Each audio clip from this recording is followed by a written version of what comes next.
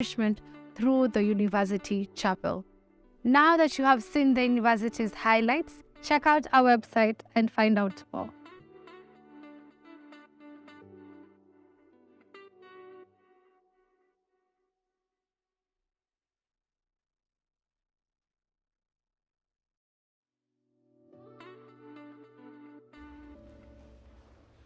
Hi, my name is Charity Amalie Dabasa, a third-year mass communication student here at African Nazarene University, and I will be taking you around campus today.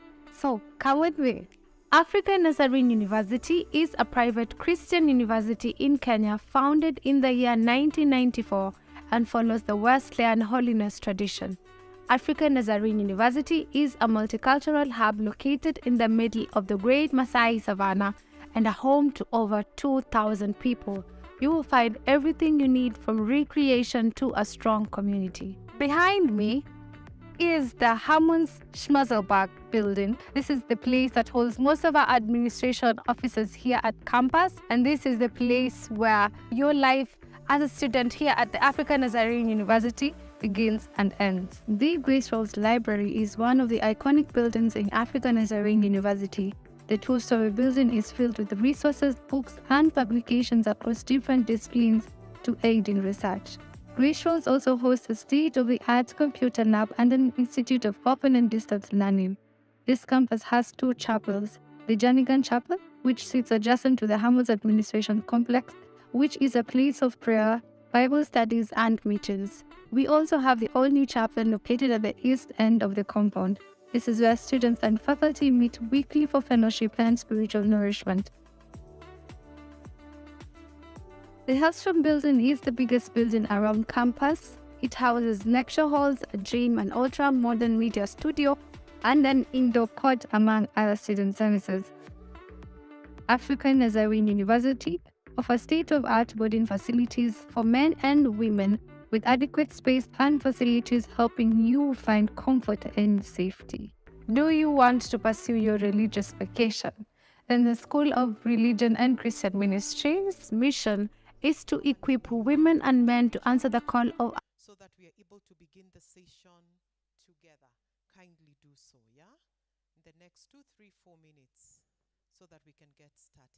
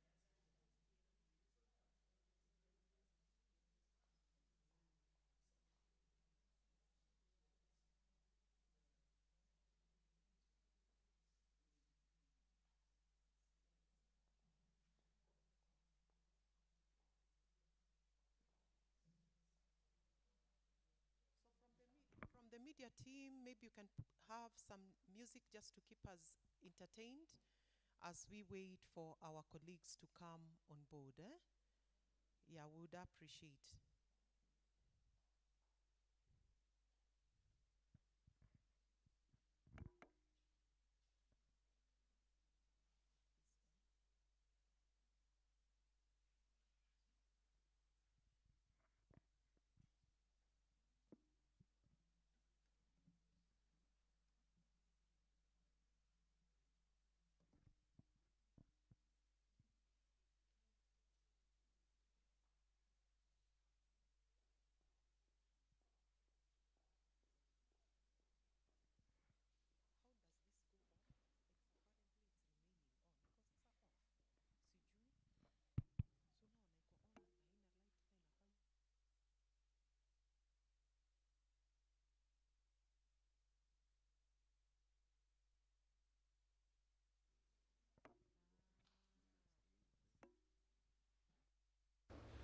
Hi, my name is Charity Amalie Dabasa, a third-year mass communication student here at African Nazarene University, and I will be taking you around campus today. So, come with me. African Nazarene University is a private Christian university in Kenya founded in the year 1994 and follows the Wesleyan holiness tradition.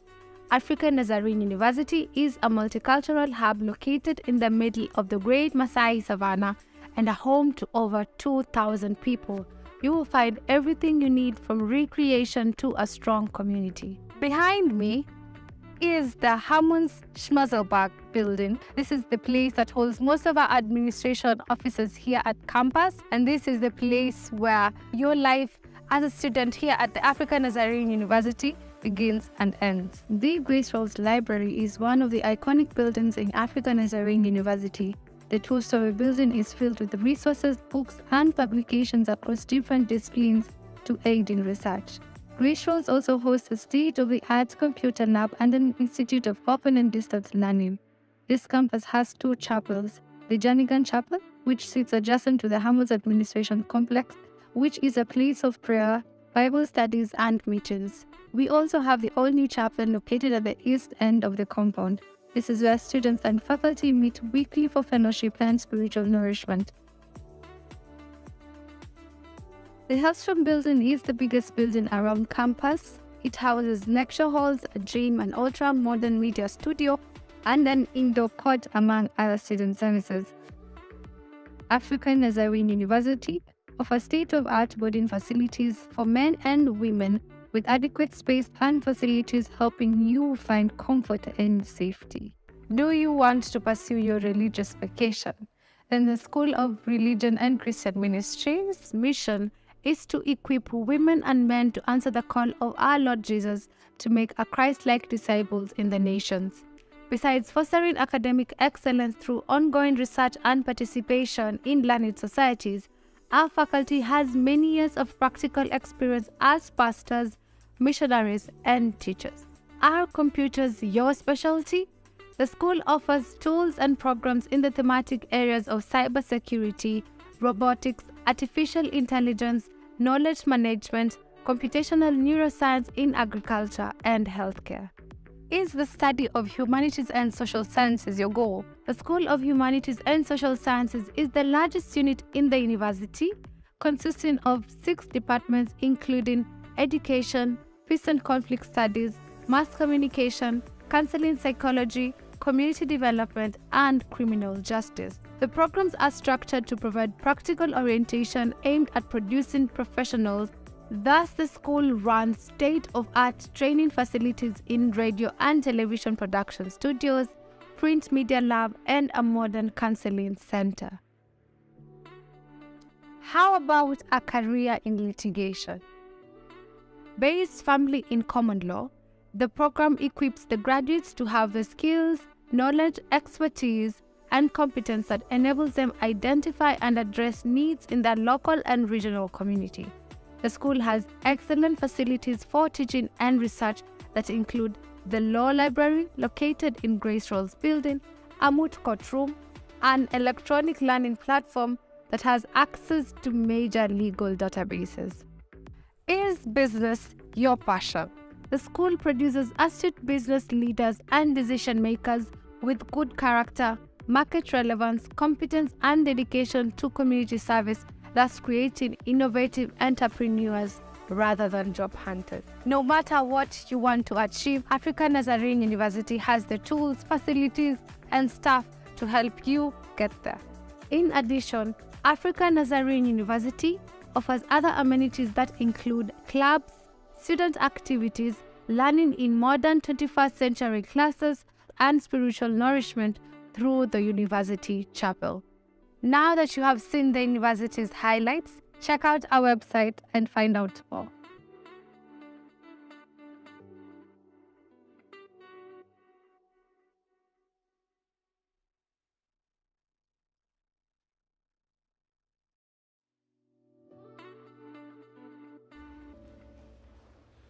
Hi, my name is Charity Amalie Dabasa, a third-year mass communication student here at African Nazarene University, and I will be taking you around campus today.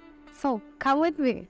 African Nazarene University is a private Christian university in Kenya founded in the year 1994 and follows the Wesleyan holiness tradition. African Nazarene University is a multicultural hub located in the middle of the Great Masai Savannah and a home to over 2,000 people. You will find everything you need from recreation to a strong community. Behind me is the Hammonds Schmerzelberg building. This is the place that holds most of our administration offices here at campus, and this is the place where your life as a student here at the African Nazarene University begins and ends. The Grace Rolls Library is one of the iconic buildings in African Nazarene University.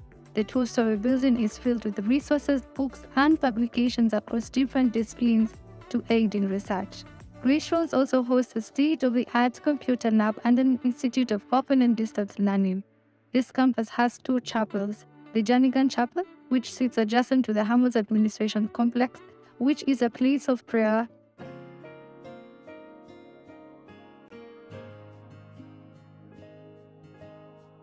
Hello, are you looking to improve your career aspirations but can't seem to fit into the traditional learning?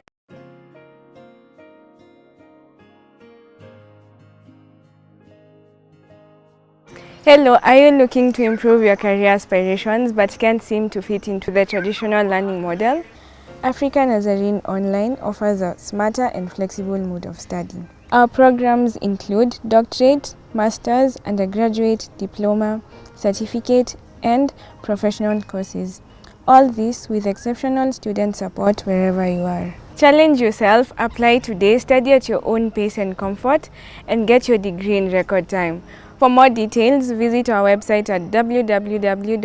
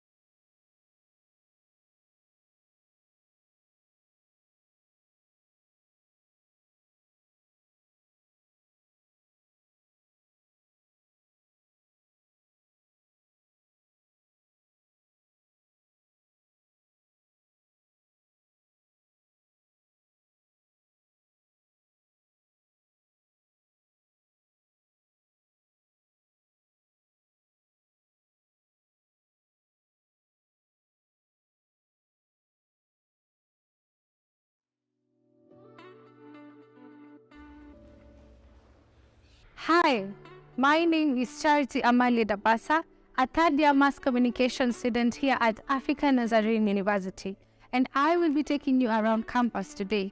So, come with me. African Nazarene University is a private Christian university in Kenya founded in the year 1994 and follows the Wesleyan holiness tradition. African Nazarene University is a multicultural hub located in the middle of the Great Maasai Savannah and a home to over 2,000 people.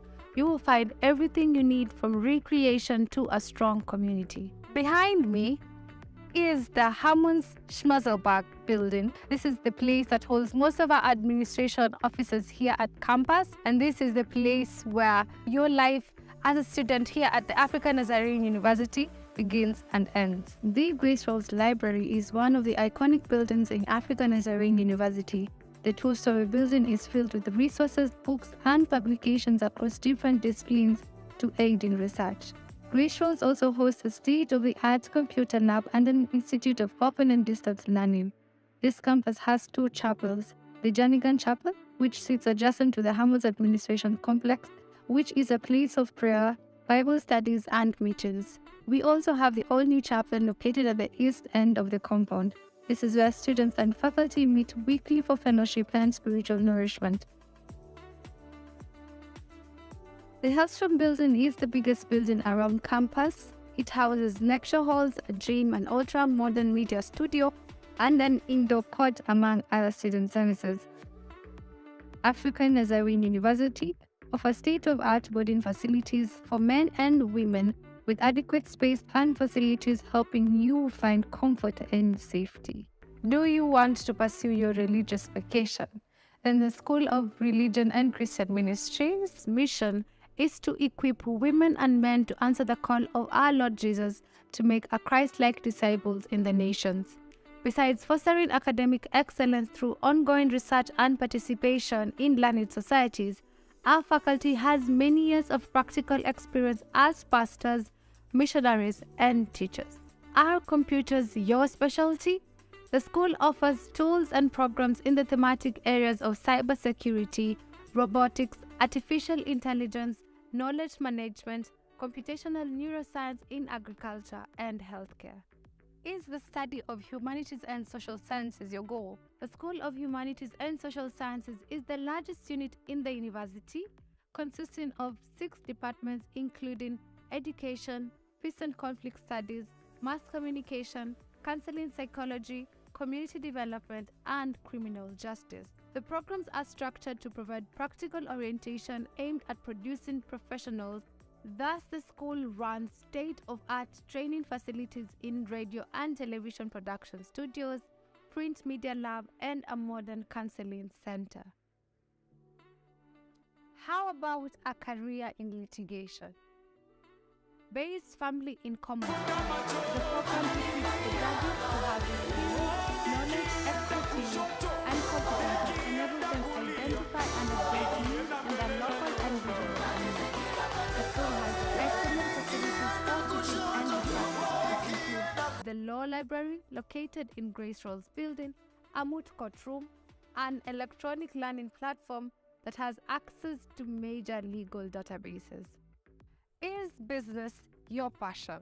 The school produces astute business leaders and decision makers with good character, market relevance, competence, and dedication to community service, thus creating innovative entrepreneurs rather than job hunters. No matter what you want to achieve, African Nazarene University has the tools, facilities, and staff to help you get there.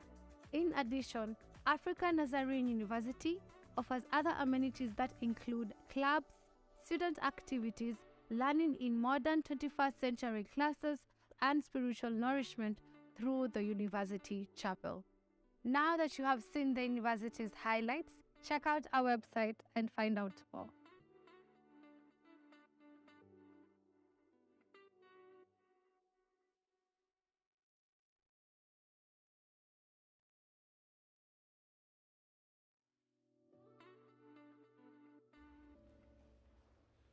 Hi, my name is Charity Amalie Dabasa, a third-year mass communication student here at African Nazarene University, and I will be taking you around campus today.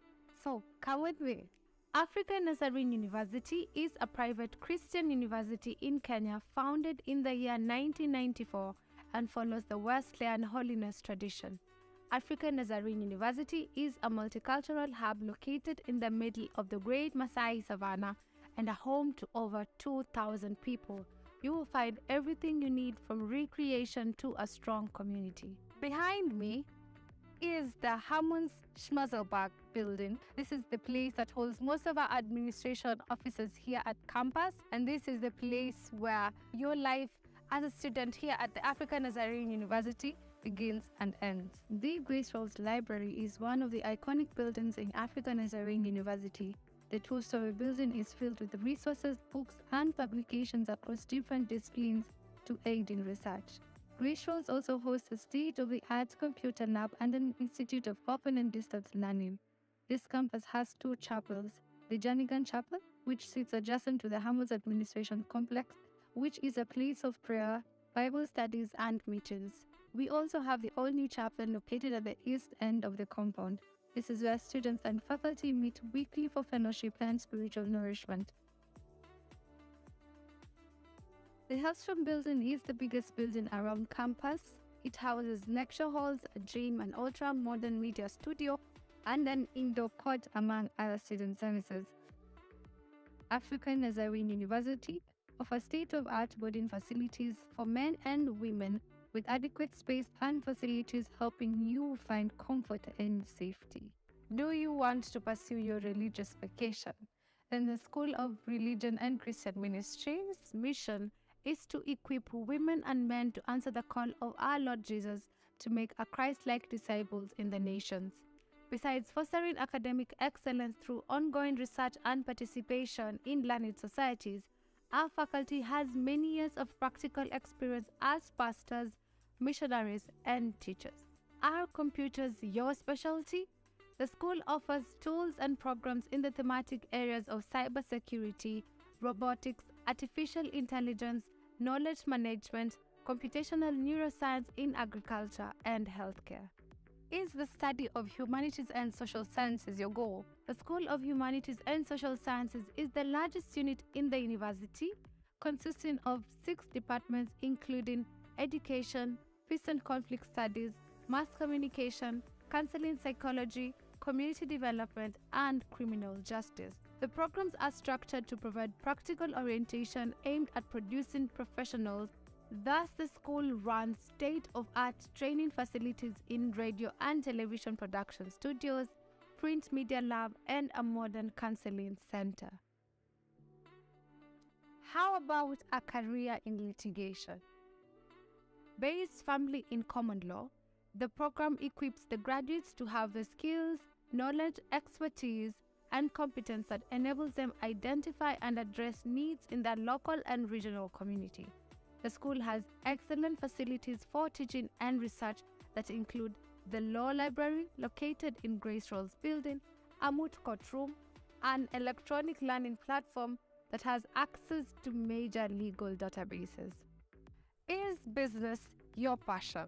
The school produces astute business leaders and decision makers with good character, market relevance, competence, and dedication to community service, thus creating innovative entrepreneurs rather than job hunters. No matter what you want to achieve, African Nazarene University has the tools, facilities, and staff to help you get there.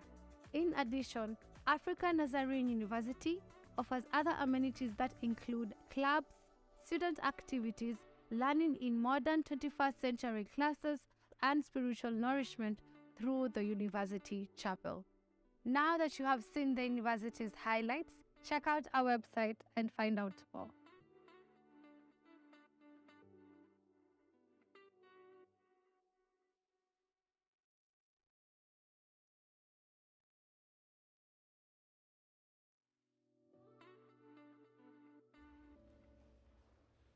Hi, my name is Charity Amalie Dabasa, a third-year mass communication student here at African Nazarene University, and I will be taking you around campus today. So, come with me. African Nazarene University is a private Christian university in Kenya founded in the year 1994 and follows the Wesleyan holiness tradition. African Nazarene University is a multicultural hub located.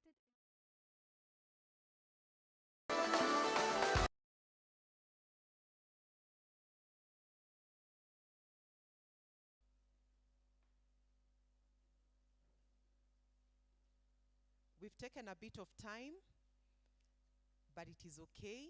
We had to wait for each one of us to settle down. And now that we have each one of us that we thought should be on board before we carry on with this session, I would like each one of us just to take their seats and let us look forward to a very engaging, very educative, and I hope also towards the end, very interactive session. So in the morning, I didn't say my name, and a number of people are asking, so who are you? And that is part of the strategy, just to keep each one of us alert and to get us back here so that you get to know the name of this person who said she would be with us the entire day, guiding us through. So just a little about myself, but I'm sure if you went online, you'd get more information about me. I am Prof. Caroline Omulando, an educator and a passionate one for that. I'm a high school trained teacher, but besides that, with time and with a bit of advancement in my education, I find myself in the higher education space, where I have been since 2006. And currently, after having moved through 5 universities, where if you went to each of those universities, you'll find my footsteps, my footprints. That is Masinde Muliro University in Kakamega, Western Province. You'll also find my footsteps or footprints in Moi University in Eldoret. You will also find my footprints in Alupe University, Busia in Western Province. And you will also find my footsteps or prints at KCA University in Nairobi, and currently, where now I thrive and do what I like doing best, is at the Open University of Kenya. So that is a bit about myself. Thank you so much. So that as you relate to me, if you know any of those institutions, you may want to ask me something. But more importantly, I would like us to interact more as people who now are passionate about working within the online virtual space when we come to issues of teaching and learning. Because what brings us together here during this conference and the many other times we get to interact, it's because we want to create a learning space that would provide an opportunity to all that would want to learn from where they are, but again get quality education, get an education that they would feel, despite the fact that I couldn't go to the institution physically, I was able to get that education. And I'm very sure the many things we are talking about in the various rooms that we are in during this conference are related to that. So even as we get into this session, I would like us to move. Remember, for those of us who are here in the morning, we said we are now moving ahead with our minds wide open in a space where we are allowing ourselves to be creative. And one thing for me I thrive in is being a constructivist. A constructivist is a person who allows themselves to be shaped by the environment as things change without boxing yourself in a corner somewhere. So let us allow all the ideas that we shall share during this conference to shape us, to create us, to help us to be more innovative, to do what we have said the theme of this particular conference is talking about. So we shall continue talking about that. But just to get us into this session, I would like us again to pray. I would like us again to make an opening prayer. Then we shall see how we carry on from there. And we again shall invite our chaplain. I don't know if he's here. In the morning he was here. Invite our chaplain to make the opening prayer.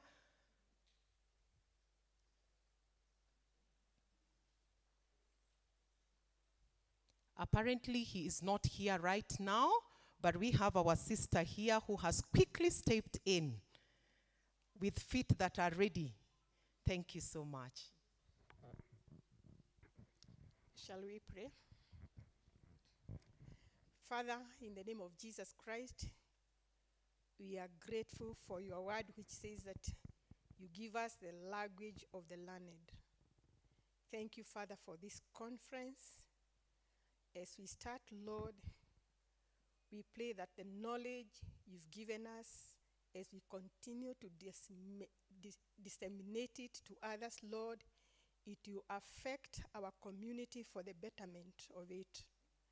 We ask you, Lord, for every person who is coming in here, Lord, that you cause us to be transformers for the glory of your name. We pray for your wisdom. We pray for your sanity. We ask you, Holy Spirit of God, to continually guide us and you alone to be glorified. We pray this with thanksgiving in Jesus' name. For those of us who are Christians, the Bible says that we should pray without ceasing. So when we prayed in the morning and we pray right now, we are just doing that. And it is always good to keep remembering that it is important that we submit everything we do to God. So thank you so much for that prayer. And in the house right now, we are honored.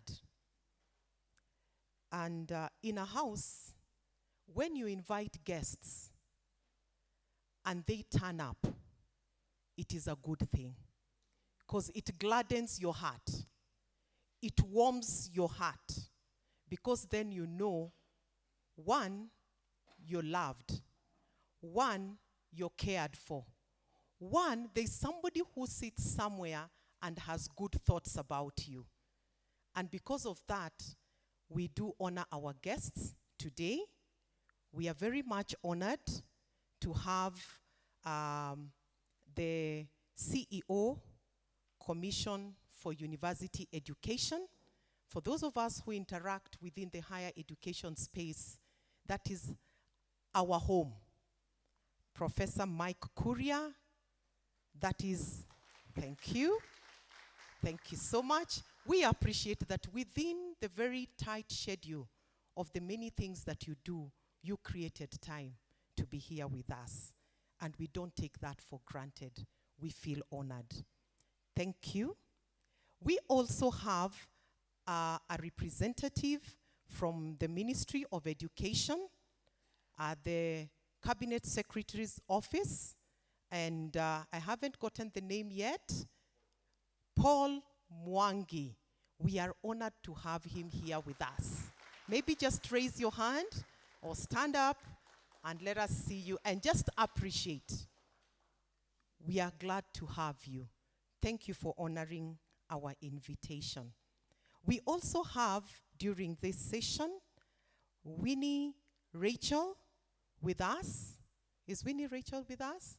Nice. Thank you so much, Winnie. We do appreciate your presence. We do appreciate that you took your time just to come and be with us. But more importantly, as having read out those names, we also have, having read those names, those are our main guests who are going to speak to us this session. We appreciate. But I would like us, with even greater appreciation, to appreciate our mother in the house, the Vice Chancellor of African Nazarene University, Dr. Rhonda Sillinger Land. Thank you. I'll get the pronunciation of the name better as we continue interacting. But again, we do appreciate that you created an opportunity for us as Dolpa-Ea to meet here and just interact with all the things that we want to do as an organization. Thank you so much, and creating a very warm space I think I was the first guest in the morning here at 8 o'clock, and I was guided to the administration block. And as I walked through, I felt the warmth. So thank you so much for creating that space for us. So having welcomed our guests, I'm very sure we'll be introduced to more guests who are here with us. I took liberty to talk about those who will be speaking to us in this particular session. I would like us now to move into the official opening of this particular conference. And for our opening remarks, before the opening remarks, what I would like us then to do is to have the national anthem. Then after the national anthem, I will request Dr. Rebecca Wambua to come here and then take us forward from there. So the media team, so we'll be upstanding, so that we can have our national anthem and again get to the next session.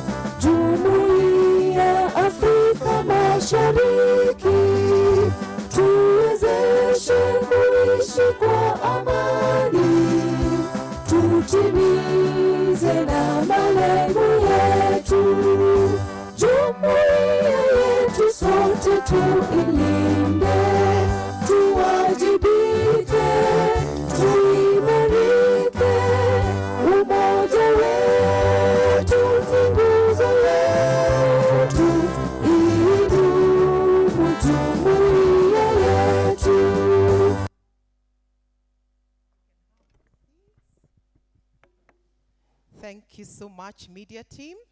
And at this point, our chairperson, Dolpa-Ea, Dr. Rebecca Wambua. Let us welcome her with a hearty hand clap.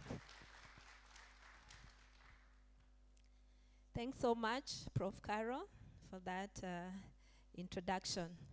Good morning, everyone.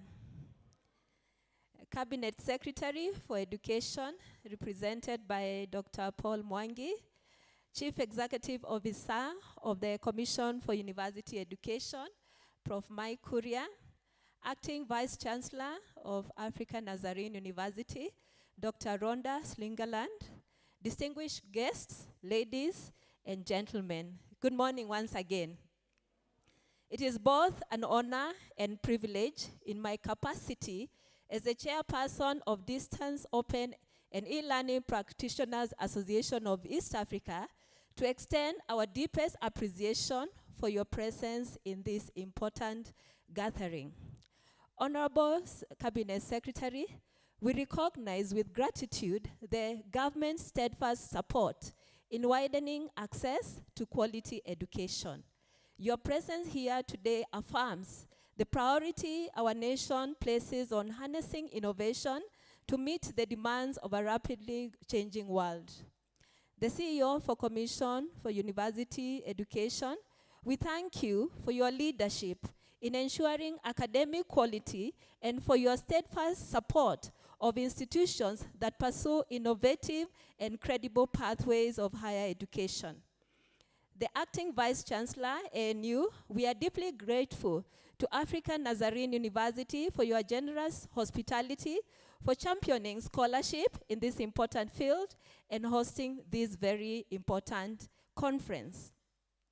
Allow me also to proudly note that Dolpa-Ea now draws membership from 7 East African countries: Kenya, Uganda, Tanzania, Rwanda, Burundi, DRC, and South Sudan, bringing together over 250 members from more than 50 universities.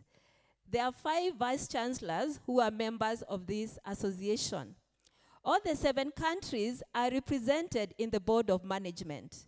This collective strength is the heartbeat of our association and assurance that what we build here will resonate across borders. Distinguished delegates, today we celebrate a milestone with the official release of the Journal for Contemporary Issues in Open, Distance, and E-Learning, that is JC Odell, a duly registered journal that amplifies African scholarship and ensures our voices are heard globally. Through this journal, authors will access free plagiarism checks, professional advisory support, and the mentorship of seasoned national and international reviewers. Every article will carry a digital object identifier, that is DOI, guaranteeing global visibility and credibility. Later this year, we shall also launch an online training and certification program in academic writing and publishing, offered free of charge to all Dolpa-Ea members. As we celebrate this milestone, let us remember that our collaborations and commitments today will shape the learning journeys of countless students across East Africa and beyond. On behalf of Dolpa-Ea, I extend my heartfelt gratitude to each of you for your presence and commitment. May this conference be a springboard to greater achievements for our nations, our institutions, and the future of education. Indeed, this Dolpa-Ea and new International Multidisciplinary Conference is not only a forum for dialogue, but also a laboratory for solutions that will outlive the event. The conversations we begin here must translate into actionable strategies that strengthen education systems across East Africa. God bless you all. It is now my pleasure to welcome Prof. Ofa Ongiti, the Director of the Institute of Research and the Dean of Postgraduate Studies at Africa Nazarene University. God bless you all, and karibuni tena.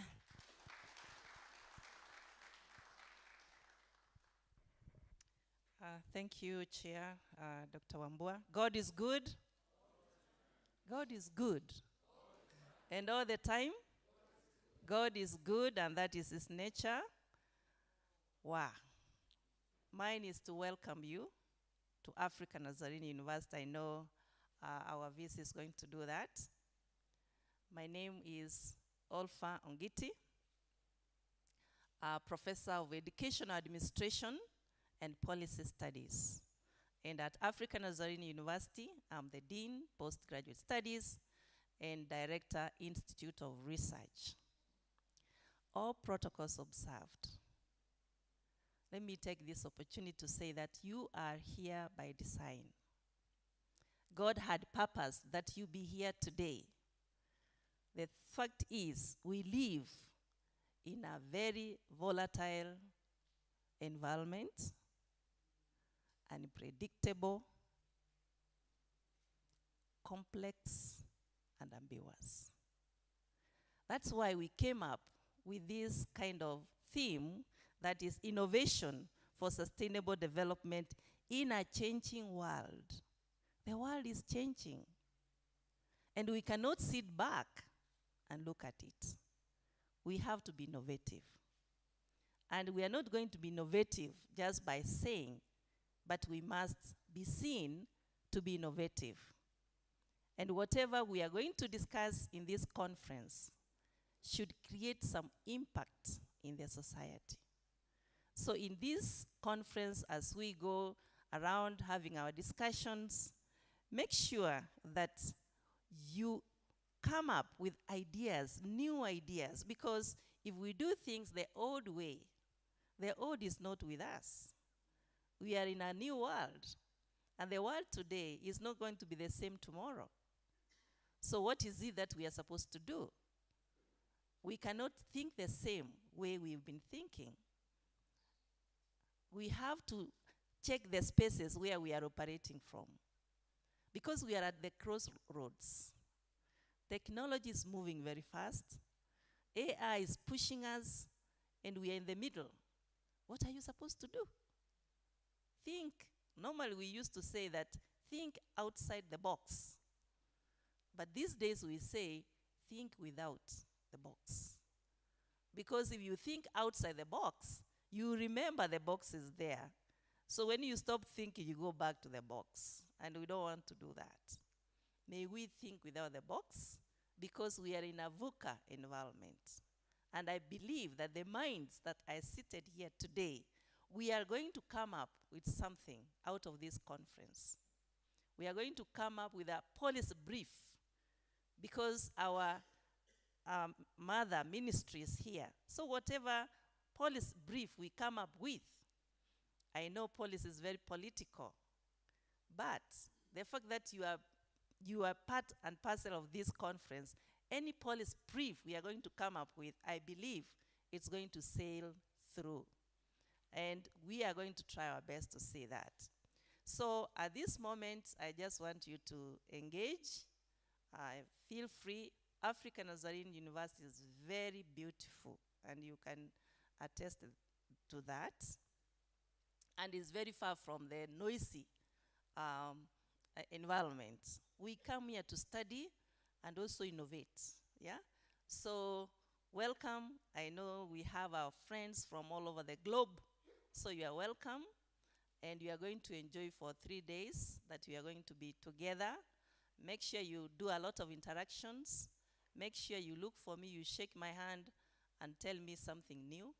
That is going to help this world, not only Kenya, not only Africa.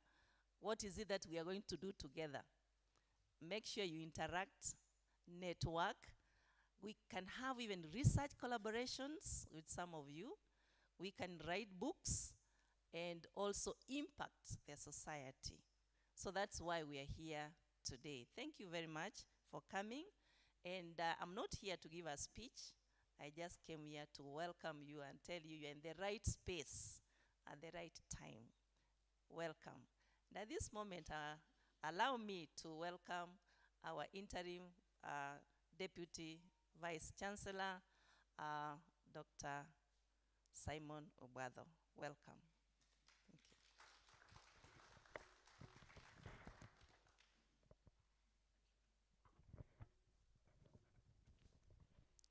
Good morning.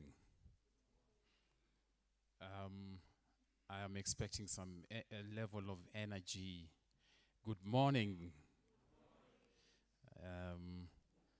You are new to African Nazarene University, probably most of you, but we are also new to you and you're new to us. So it is incumbent upon us to create an environment where we can engage very freely. Let me take this moment to welcome all our guests to African Nazarene University once again.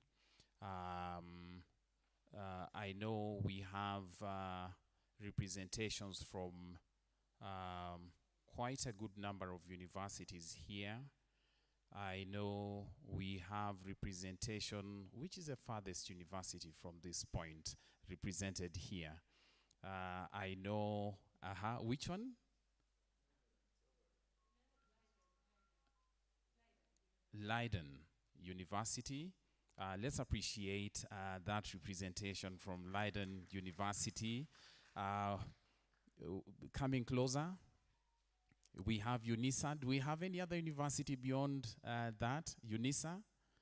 We have UNISA represented. UNISA, let's appreciate the representation from UNISA.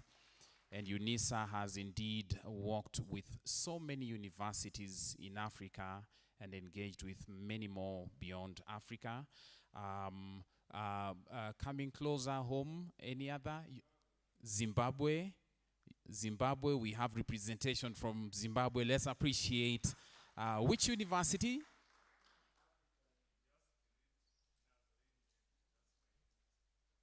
Just delete Nazarene, Africa University of Zimbabwe.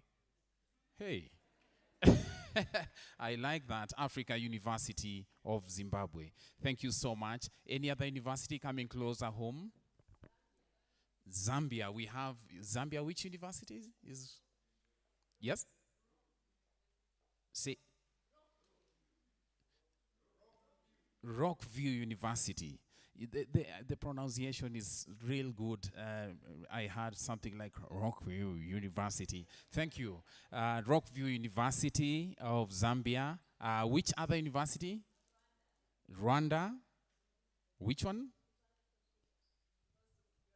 University of Kigali. Let's appreciate that representation from University of Kigali. Any other?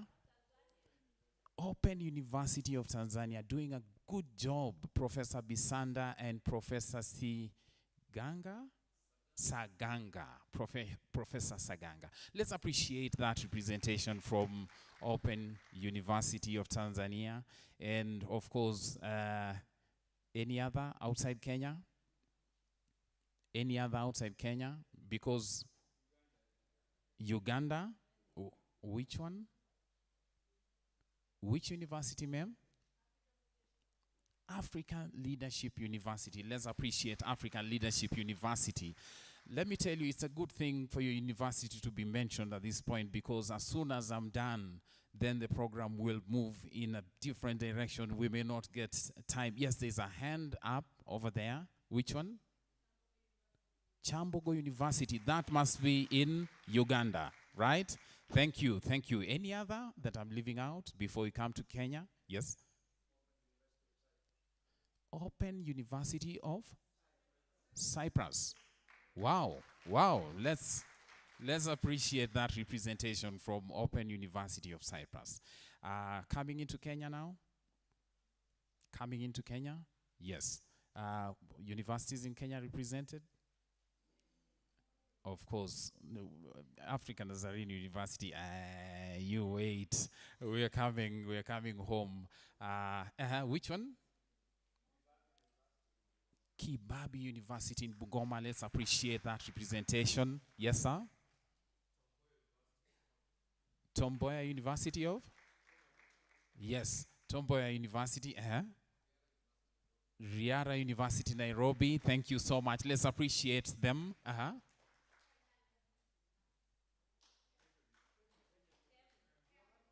Embu University. Let's appreciate that representation. Kenyatta University. Let's appreciate him. Let's begin. Which one? Amref University. Wow. And they are doing a good job. I visited their campus. They are building some beautiful campus at Northlands. I visited that place early this year. Thank you so much. Let's appreciate them once again. Machakos University. Moi University. Thank you, Moi University. Masai Mara University. Thank you. Any other?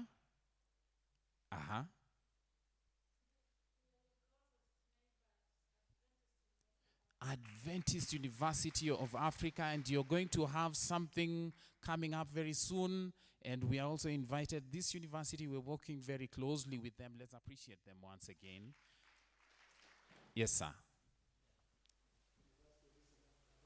University of Eastern Africa, Baraton. Thank you so much for that presentation. St. Paul's University. I will not say last but not least, because there's another one. Yes. Mount Kenya University. Thank you so much. There's one behind there. Masinde Muliru University. Thank you. And that is Professor Dinda from Masinde Muliru University. Thank you so much. Any other university you're leaving out? I think we are well covered. Oh, there's one here. Oh, and this one, she shouldn't even be the one pronouncing the name of the university. Open University of Kenya. Yay, let's appreciate that one. Thank you so much. Now, I wouldn't want to take a lot of time. Let me just give a sneak view into a discussion we had this morning. And this morning we had a discussion with some of the guests, and let me just mention that indeed, when it comes to distance education, it is becoming a space that we have to open our eyes and our hearts, and we have to engage, and we have to talk. And there is no way we can grow without getting that true engagement. But out of that engagement we had, let me just mention a few words that I had. Professor Mpine spoke about starting with the end. Starting with the end. So I'm just mentioning that for you to achieve what you want to achieve, you must begin with the end in mind. And speaking about open distance or virtual education, we had the representation from Open University of Tanzania. Both Professor Saganga and Professor Bisanda seated right here, who is actually the former Vice Chancellor of Open University of Tanzania. There was a word that came from them that they are offering on-demand examinations and on-demand graduation. And it so happens that as they were speaking about that, yesterday in another sitting somewhere, we spoke about the same thing. But in that conversation that we had, there was a very interesting conclusion. That creativity is removed from common sense. And the argument is, if what you are trying to bring out makes sense, then probably it's not that novelty idea, it's not that creative idea. So, and then there was a word that came from Professor Miriam over here. Miriam. And she said something very interesting, that Africa, innovation goes much faster. As we begin our engagement today, and as we begin this conference, themed innovations for sustainable development in a changing world, I would like for us to open our hearts and open our eyes and to engage freely. Let me tell you something, and it's a problem within higher education. Higher education is supposed to be a place where people generate and disseminate information or knowledge. But it is becoming a place where people who have the knowledge want to guard that knowledge sometimes, and they don't share freely. And I would like to offer this as a word of prayer, that the universities represented here will open true engagement spaces as we begin this conference. That at the end we will look back and say that in that conference that was held at African Nazarene University, indeed, we learned something that helped us change the way we do business, and therefore we have grown. And usually when someone says something like that, people are expected to clap. I would like to take this moment to welcome the acting VC of Africa Nazarene University, Dr. Rhonda Slingerland. And please remember, what I learned is that part of my job is to be introducing my boss. And when I introduce the boss and the response that I receive, usually that's what determines how well I did my job. So let me try this once again. I would like to take this moment to welcome the acting VC of Africa Nazarene University, Dr. Rhonda Slingerland. Give me some more appreciation.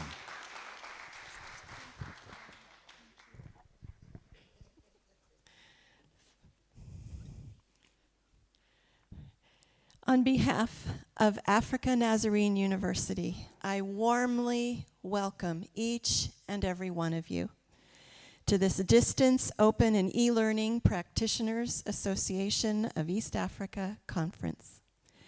We are delighted to host you, and we're delighted to host distinguished leaders, scholars, and practitioners, all committed to shaping the future of education in our region. I would like to specifically welcome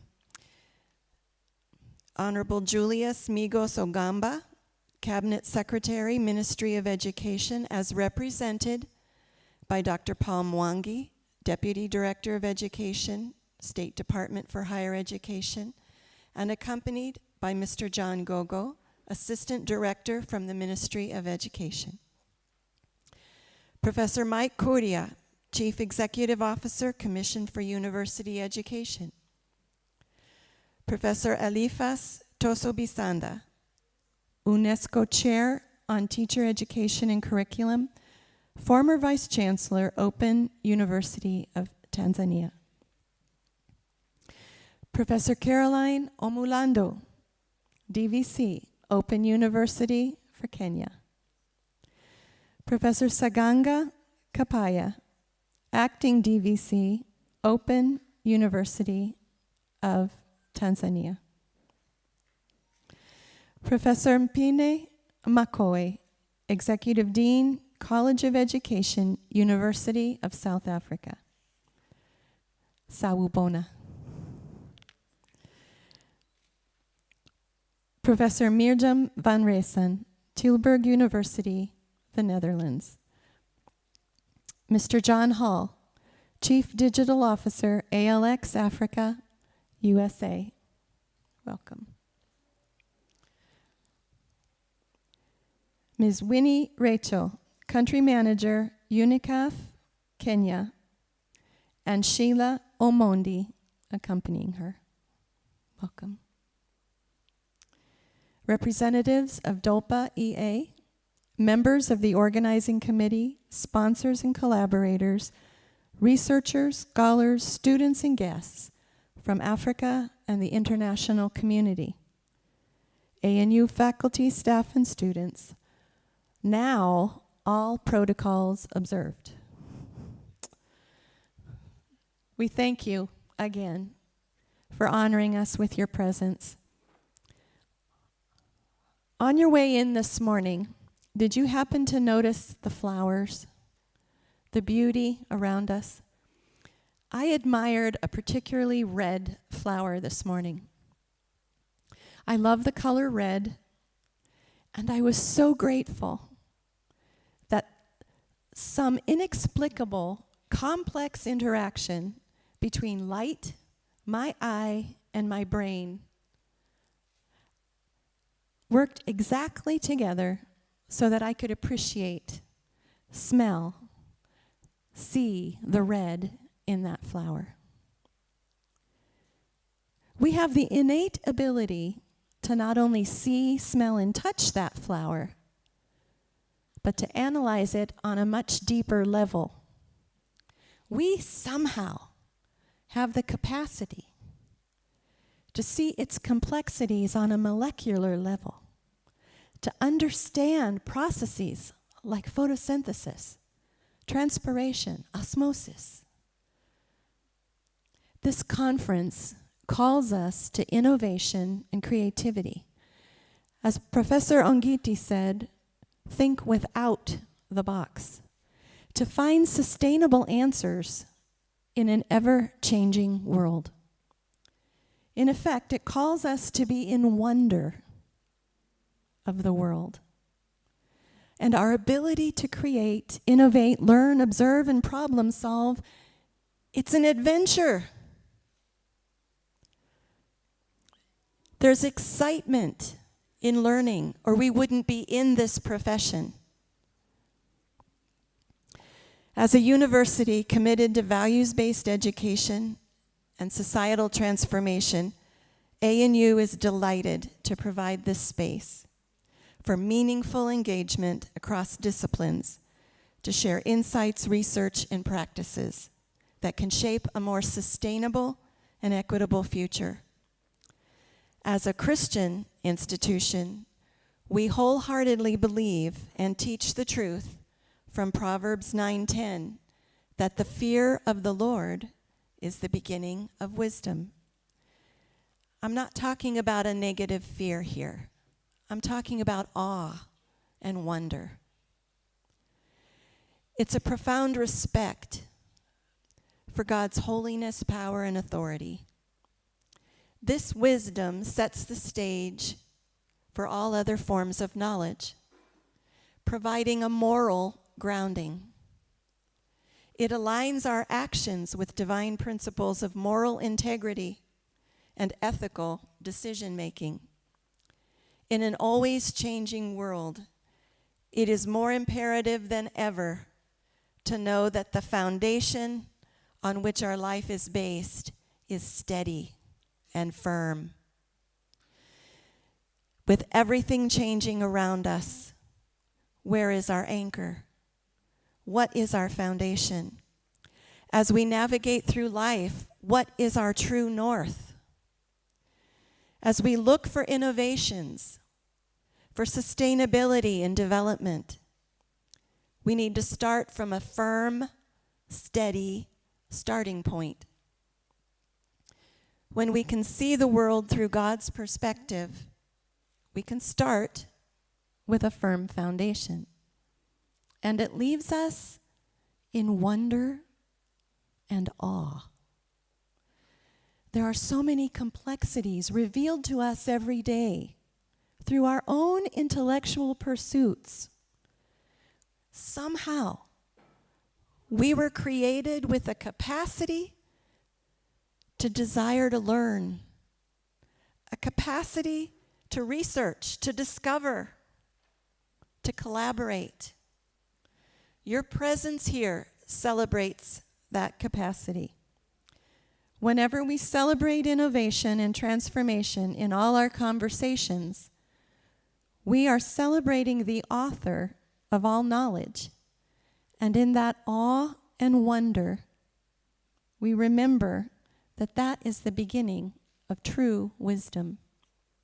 Once again, I welcome you to African Nazarene University. May God bless you, and may He give you His true wisdom as you seek knowledge, inspiration, and innovation.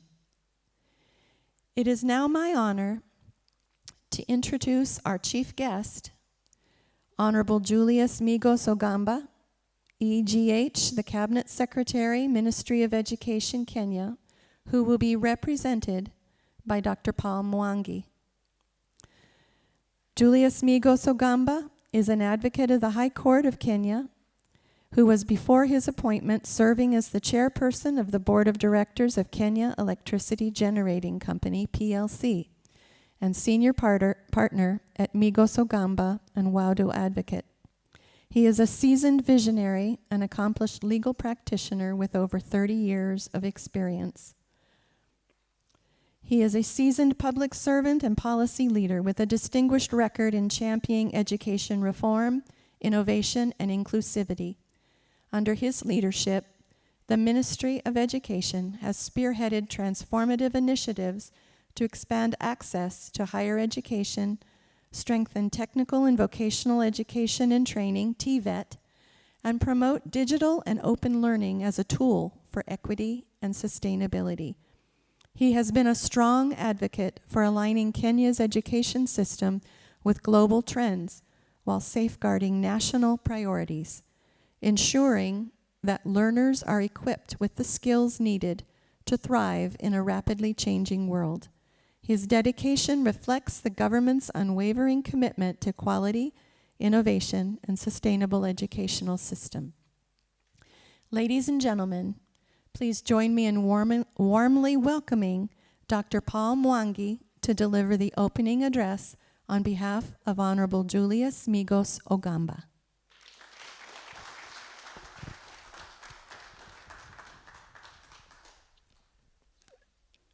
Thank you, Professor Slinkerland, for that good introduction.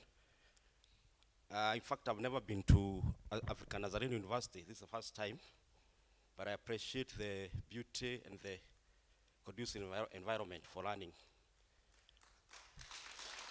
And also, I appreciate the good work that is being done here.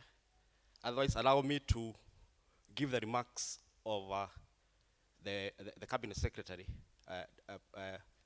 Julius Migos. Professor Mike Kuria, CEO, Commission for University Education, distinguished keynote speakers, Dr. Rhonda Sringagarad, Acting Vice Chancellor, African Nazarene University, Dr. Rebecca Wabua, Chairperson, Distance Open and E-Learning Practitioners Association of East Africa, that is Dolpa-Ea, distinguished scholars, researchers, and innovators from Kenya and across Africa and beyond, esteemed partners and sponsors, ladies and gentlemen, good afternoon. I hope it's afternoon now. It is a privilege and honor to join you today for the official opening of the Joint Distance Open E-Learning Practitioners Association of East Africa. Let me put on the glasses, I see better.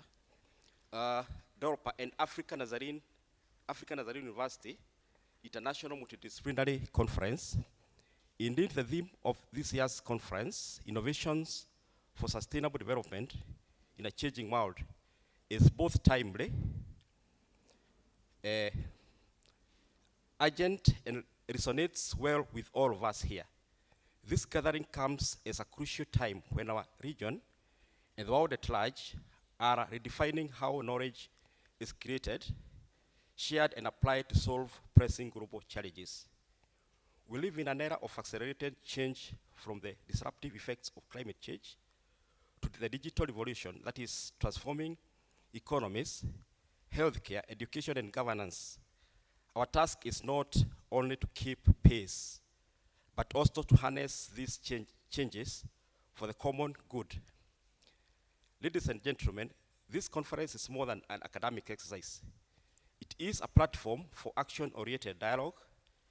It is where theory meets practice, where ideas are translated into tangible, sustainable solutions. Dolpa East Africa stands for a beacon of collaborative knowledge sharing and professional excellence in a field of distance, open, and e-learning. It unites practitioners, policymakers, researchers, and educators from across East Africa, all committed to expanding access to education without boundaries. In a region where geography, infrastructure, and socioeconomic barriers have historically limited learning opportunities, Dolpa-Ea is showing that technology-enabled education can break walls and build bridges. It provides a professional home for those who believe that learning should not be limited to by physical classroom. Through initiatives like this conference, Dolpa-Ea fosters interdisciplinary engagement, inviting not just educators, but also scientists, health experts, environmentalists, policymakers, and entrepreneurs to contribute to the future of education and sustainable development. The Ministry of Education recognizes the release of the Journal for Contemporary Issues in Order by Dolpa-Ea, through which authors will access free plagiarism checks, professional advisory support, and mentorship of seasoned national and international reviewers. I must commend African Nazarene University for its leadership in embracing innovation, ethics, and service as a core values in higher education. Hosting a conference of this scale reflects the university's commitment to shaping not only graduate, but global problem solvers. By partnering with Dolpa-Ea, African Nazarene University demonstrates the power of academic institutions as hubs of innovation, where digital transformation, research, and community engagement converge to address sustainable development goals, or SDGs. Ladies and gentlemen, the sub-themes outlined for the conference capture the depth and breadth of the challenges before us, namely, 1, green technologies and renewable energy innovations, critical in reversing climate change. Blue economy initiatives, ensuring that our oceans and water resources sustain future generations. 3, ethical implications of artificial intelligence, that is guiding us to adopt technology responsibly. 4, inclusive health systems and pandemic preparedness, lessons we cannot ignore post-COVID-19. 5, cultural and artistic contributions, because development must be rooted in identity and heritage. Those sub-themes mirror Kenya's own priorities under the Africa Union's Agenda 2063, that is the Kenya Vision 2030, and the bottom-up economic transformation agenda, that is better. They also align with the Ministry of Education's digital literacy and other strategies which aim to make learning more accessible, relevant, and future-focused. Ladies and gentlemen, innovation is not innovation until it changes lives. The work that will take place in these 3 days must go beyond conference halls. Let it inspire policy shifts, entrepreneurial ventures, and grassroots interventions. Let us take the knowledge shared here to 1, equip our youth with skills for the jobs that do not exist. 2, bridge the urban-rural learning divide. 3, leverage digital tools for environmental monitoring, healthcare delivery, and social transformation. 4, foster regional research, collaborations that speak to our unique African contexts. On behalf of the Ministry of Education, I extend my deepest appreciation to 1, Dolpa East Africa for uniting the region's brightest minds. 2, African Nazarene University for its generosity and vision. 3, all researchers, presenters, and participants for contributing to pursuit of sustainable development. The ministry starts to work with you to integrate the insights from this conference into policy, teacher development, and national digital learning frameworks. In conclusion, let us remember that sustainable development is not a destination, but a journey, one that demands courage, innovation, and collective responsibility. The knowledge partnerships and innovations born here will echo far beyond these walls. I officially declare the Dolpa-Ea ANU International Multidisciplinary Conference 2025 open. May it be fruitful. May it be fruitful, inspiring, and transformative. Thank you, and God bless you all.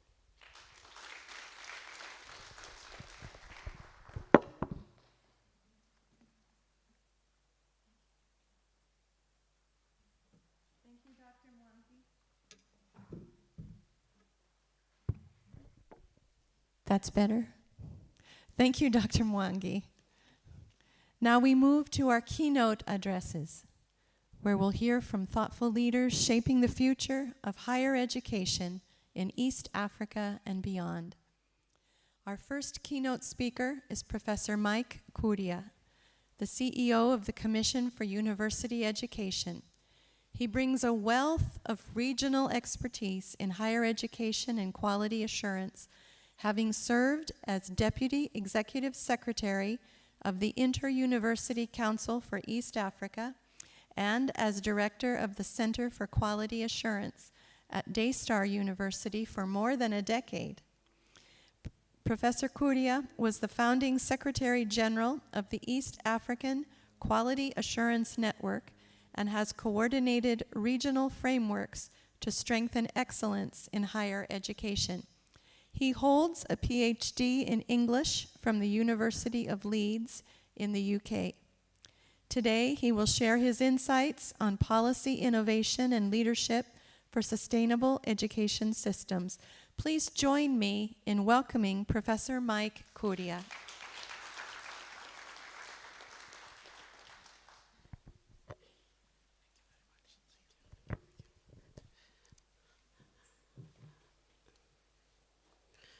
The Cabinet Secretary, Minister of Education, Honorable Julius Migos Ogamba, represented by Dr. Paul Mwangi, and the Vice Chancellor Nazarene, acting, Dr. Rhoda Slingerland. I don't want to read the whole thing of protocols because it was read before. So I want to ask the two of them to kindly allow me to say all protocols observed. I can see people do appreciate that. Thank you very much. But I really do appreciate all the effort that has been put in place by the organizers for this conference. And I also really appreciate that I was invited to come and say a few words.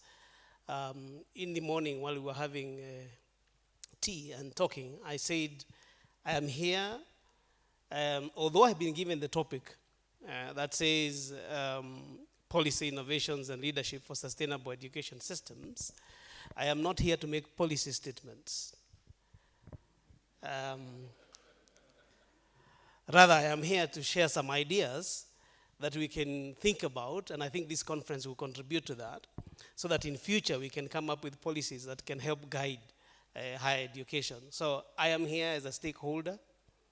I am willing to listen and learn, and I hope that I can say one or two things that can be useful to us this morning. I don't know whether my presentation is going to appear on the screen. I will follow mine here, and you can see what is on the screen. Hopefully we can coordinate that because I don't have the capacity to do it from here. If not available, I can go through my presentation. I think I can communicate. And then later you can have the slides sent to you and you can use them. Maybe that's even going to help me so that I can skip the ones that I have already been dealt with.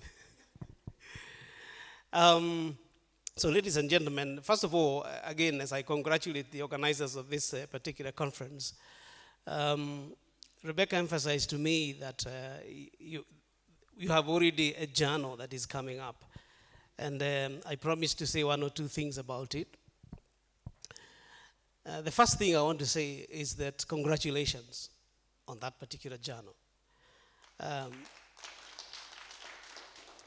And I appreciate the fact that one of the reasons why you did it is so that you can give a forum for African scholars and beyond to express their ideas in that particular journal. This is important because they say, I have read it somewhere, that history is made by those who write it. So if you don't write your history will be that of absence, because people wouldn't know that you exist. So, or the alternative is that we write the history for you. When we write it for you, we construct you in our image. Writing is not innocent. It has a perspective. So if I write your history, I'm likely to tell your story from my perspective.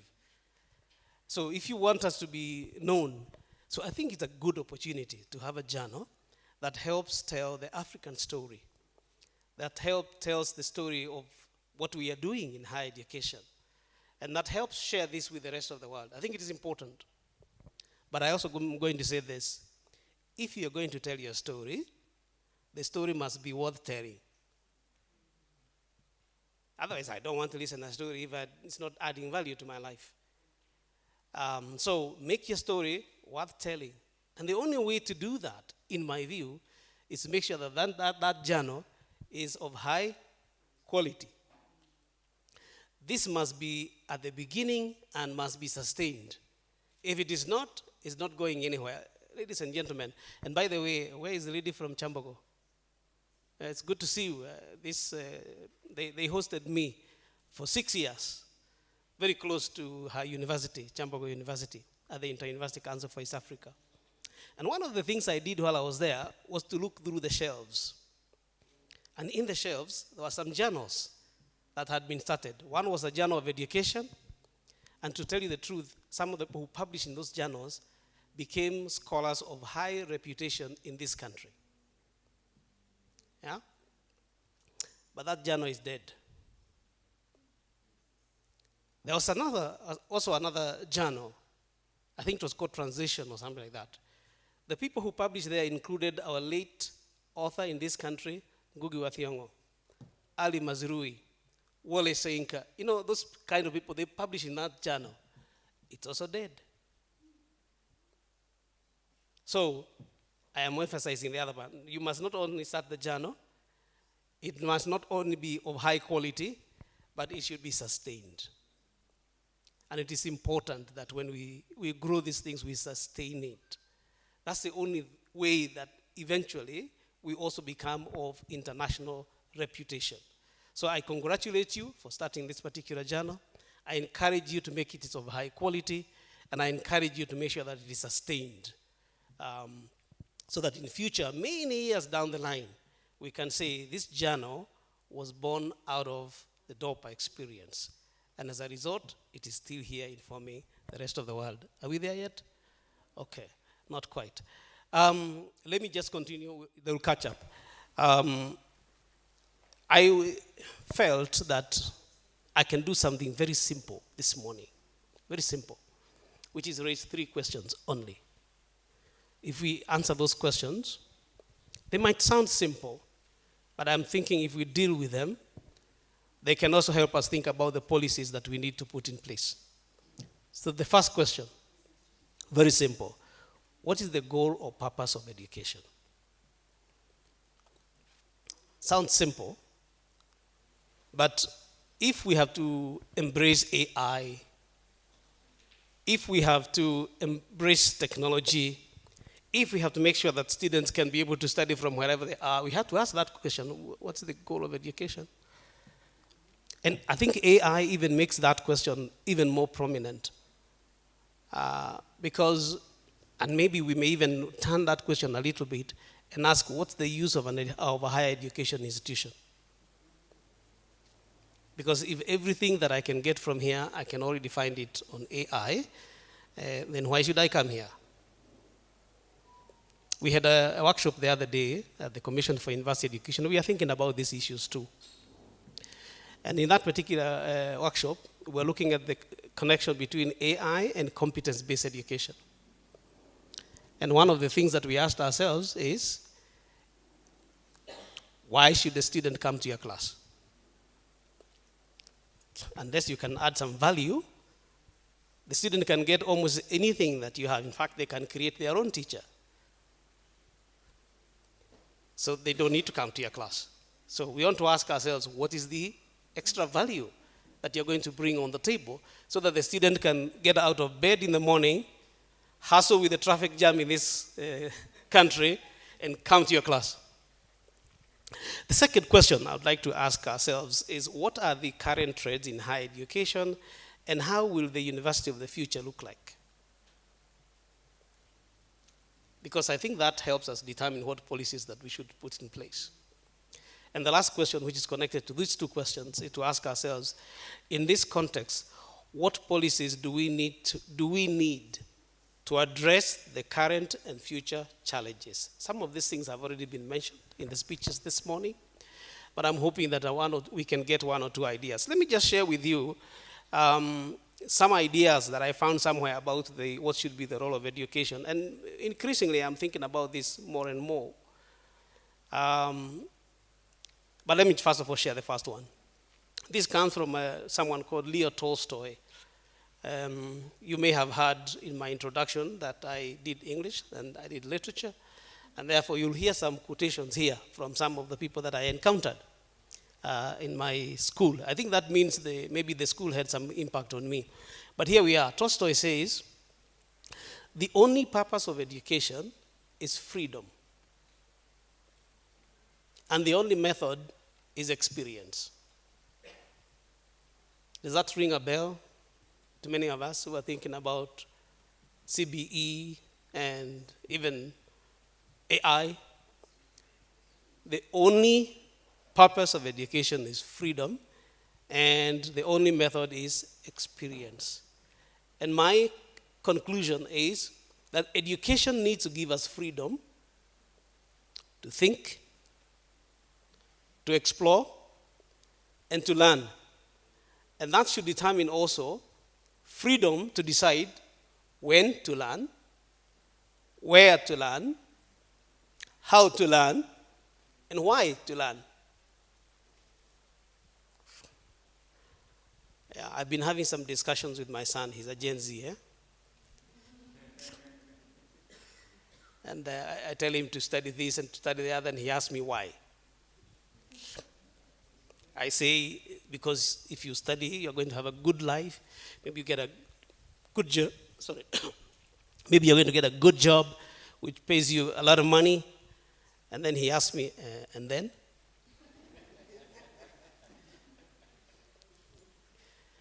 So ultimately, I have to accept. Then he tells me, what I want to do is to make an impact in life, not to just appear and disappear. Don't want to come in, make good money, get married, have babies, whatever, and then disappear, he says. So I have to give him space to think, to explore, and to decide what he wants to learn, where he wants to learn it, how he wants to learn it, and why he wants to learn it. Give him a purpose. Let him get a purpose for the education that he's got. So I know some of you might not like Tolstoy, so I thought, let me just look at a few other people who might speak differently from Tolstoy. And I found one quotation from Martin Luther King, and this is what he says. He says, the function of education is to teach one to think intensively, and to think critically. Intelligence plus character, that is the goal of true education. That's what Martin Luther King said. Are we there yet?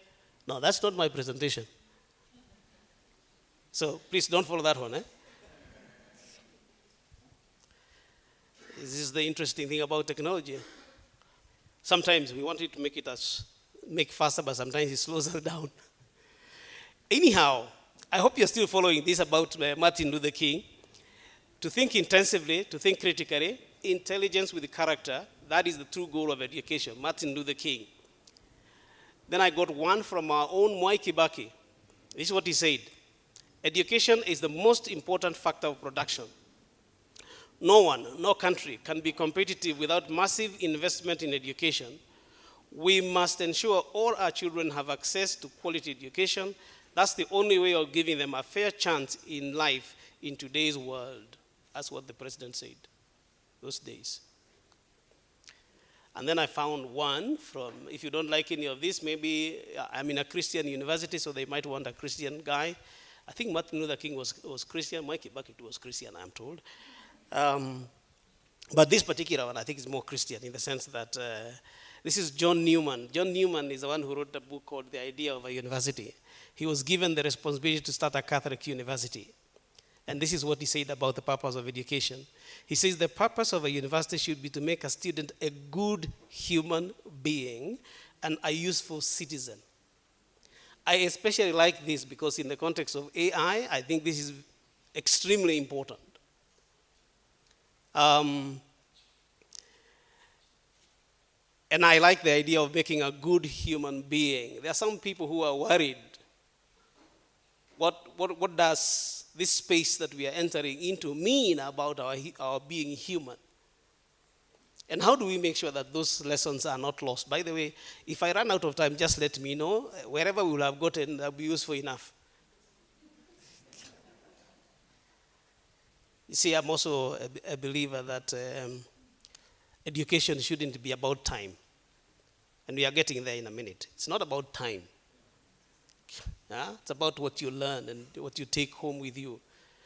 So this idea that I must cover this within a certain period of time, I think this is not a very good, useful idea in education.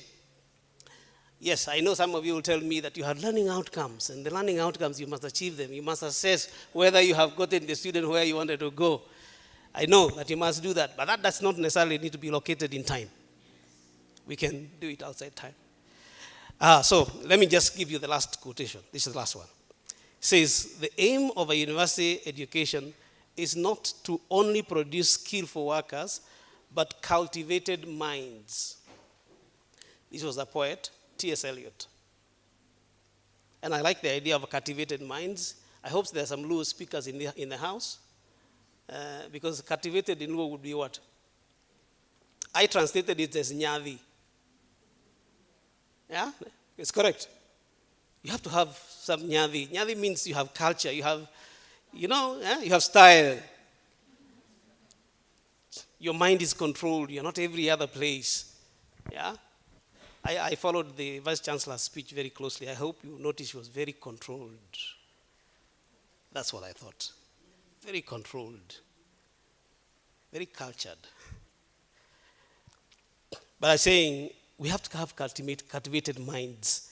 Minds that have subscribed to certain values, some certain standards, some certain style.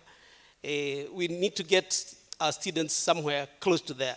And the purpose of education is not only to give us skillful workers, but also to give us people with a cultivated mind, a cultured mind. This is one of the problems that we have in our country here. That we have people who are educated, but they are corrupt through and through. That's not cultured. They are not cultured. Something missed there. But education should get us to a place where we are cultured, that we take care of each other, that we take care of other human beings, that there's some morals in terms of what we do. This, I think, is what this speaker, T.S. Eliot, was mentioning when he said that's the purpose of education. So what we want to ask ourselves, in my view, is if we want to get this level, if education has to serve this purpose, what kind of policies should we have in place as policymakers? What should we put in place to make sure that education gets us to this level? Ladies and gentlemen, before I answer that question, I want to ask ourselves, what are the current trends and events affecting higher education, and what is likely to be the future of higher education? We are there now, huh? That's good. So now we can follow. Skip, just go to the next slide if you don't mind. Okay, now it's going to be a bit confusing because I have to keep looking back there. I will not look, I will just mention the slide and then you just ride with me. So, two things I want to emphasize, and that should be found in the next slide here, under the current trends, and is the question of demographics, which we mentioned a little bit earlier. And also, I want to look at the digital dynamics, which is the context of this particular conference here. And I want to ask ourselves, some very disruptive trends are happening in this time. I want to mention them. One is global innovations. Some innovations are happening and so quickly, and they are affecting how we teach and learn. Number two, I would just, one of that innovation is artificial intelligence. We know it is there. Number three is the demographics. The ways in which demographics are changing in different parts of the world, and they should affect the way we think about the future of higher education. And implication of this is that we need to take some strategic lessons, maybe some policy directions to deal with these issues. Let's look at the question of demographic trends, for example. In many parts of the world population is slowing down, and in most cases, aging in most regions is becoming more prominent than young people. That's the truth, it's happening. Sub-Saharan Africa, however, has the fastest growing persistent youth bulge. By 2050, we are told Africa is going to hold majority of world's youth. Now, if we do something about it, that would be good. We can benefit from the dividend of politics of population. If we don't do something about it, we are going to be in big trouble. Some time ago, and I'm going to show you a slide later, I mentioned this in another presentation I made somewhere, and mentioned about the dangers of not harnessing the youth population in this part of the world. And somehow I felt borne out during the last skirmishes, if you would like to call it that way, in this country. I felt this is what will happen if we don't deal with the big numbers. But let's talk about the other challenge that we have. And I like this book. Oh, you should be on a slide on Zakaria Farid. Unfortunately, I can't see the numbers here, so I can't be able to tell you which slide is that. Keep going. Yeah, there you are, there you are, there you are. I like this book. And someone just mentioned a little bit earlier today. And Zakaria Farid, in this particular book, says that we need to train students for their fifth job. I think someone just mentioned here a little bit earlier before me that we need to train students to solve problems that don't exist. So how do we train such that the students are ready to solve problems that are not there today? So we shouldn't just be thinking about the labor market, because the labor market is going to change so quickly, and tomorrow what you're seeing is not going to be there. The threat of AI is the next slide. Again, I want to just fast track this a little bit. I will summarize this.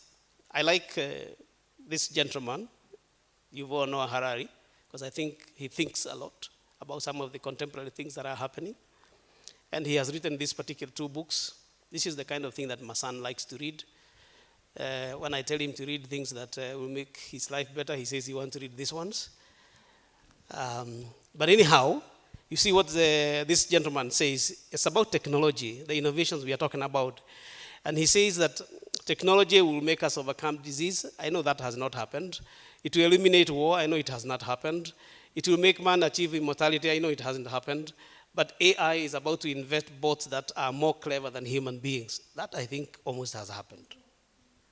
I like the example he gives, that at one particular time we used to need a priest, so that a priest would tell us which scripture to read and which one. But now a script cannot memorize the whole Bible. The AI can. So if I want something, I just AI it will give me the exact quotation anytime. It doesn't have to go flipping books. So, and the argument is that there is a threat here from AI. Next. This is gentleman has written a book called The Coming Wave, and it's about AI and what AI can do. That AI is capable of learning things beyond human programming. I know that we have this as a topic, so I'm not going to go into the details. I'll let you discuss them in the groups, and maybe we'll come back to here. I think the point that I want to make here is about there's a challenge here, especially in higher education, with the coming of AI, because AI can learn more things than you can.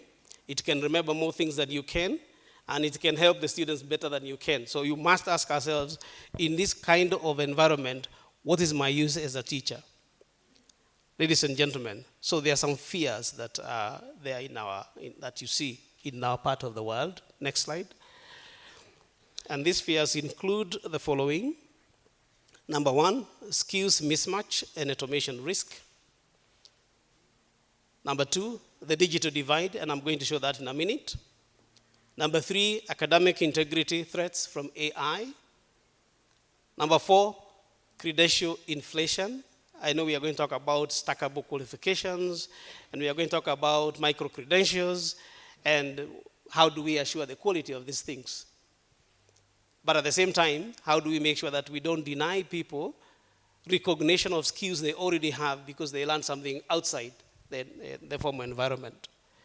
There is a question of teacher shortage and readiness. How many teachers are able to operate within this new environment? Last night, actually, on NTV, there was a program that was looking at how some of the schools in a school in Western Kenya is trying to use AI for teaching and learning. And one of the difficulties they identified is that there are no teachers who understand these things. So there's a shortage of teachers in these areas. How do we do that?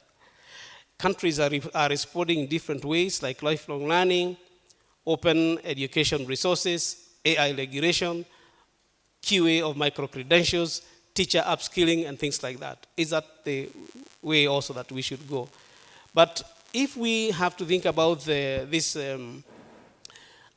movement, we also have to think about the context in which we work. And I would like to see that, let's go to that next slide, please. I want to show you this one. Unfortunately, this particular screen is a little bit small, but I hope you can see what I'm showing you. Because I'm thinking that as we think about higher education, we also have to think about context. And as we think about the policies we are making, we have to think about our context.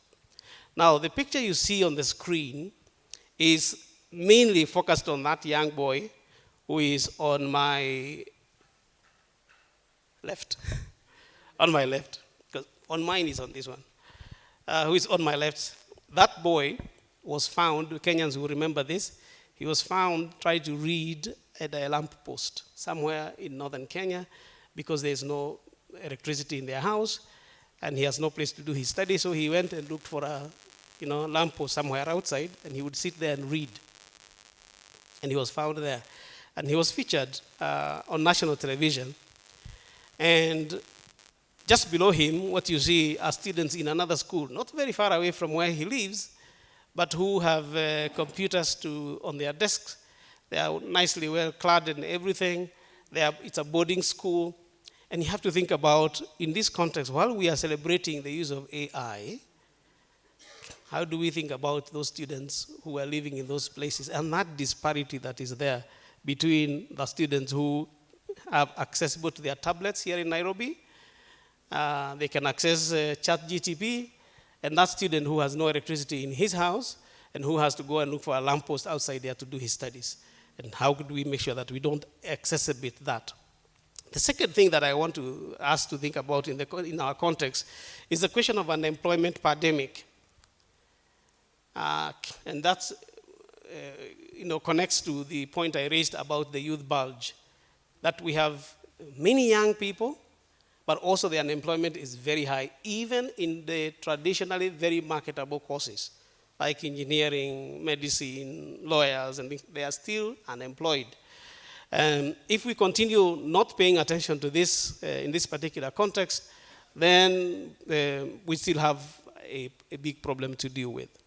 Ladies and gentlemen, I would like now to just look very quickly about what are the likely to be universities of the future. By the way, am I running out of time? Okay. When you say stop, I'll just stop. I just want to draw your attention, and because of time, I am not going to go through all the slides here. So, imagining the university of the future. So we have one little book here. It's called The Future of University, Ideas and Possibilities. I want to just highlight two things which I have highlighted here in yellow. One of them is that we must discover new conceptual grammars to include equalities, identities, environmental, and affective domains. I think we just mentioned that a little bit. And then he also says that we must find a new way to speak to diverse generation and geographical power geometrics. This is the university of the future, must have that particular balance. In the second one, it's called A University for the 21st Century, written by an American. And I want to leave the first slide and go to the second slide. I like this book because it emphasizes the centrality of technology. This book was published a long time ago in our standard, 2009.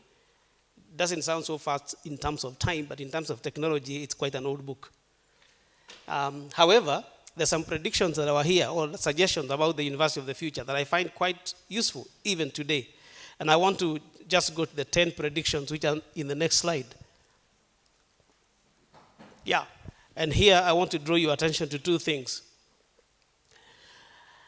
First of all, that the universities must shift from all these things that I have listed here, from faculty-centered to learner-centered, passive student to active learners. But here, I just want to draw your attention to number 7 and then number 10. Number 7 says, credit hour or seat time credentials to learning assessment. That we have to stop looking at how much time the student has spent in class to what they have learned. Then it had to, that one, exactly. Anytime, anywhere. And how they want to learn. We must shift. That's what he was saying, this guy, 2009. And I'm thinking how accurate this is in the context of what we are doing. In the next slide, this is a view from a university in Spain. And their argument here was quality, inclusiveness. And I like that, this quotation they put here, that in every village there is a genius. And these are evenly distributed. The only thing that is not evenly distributed is opportunity.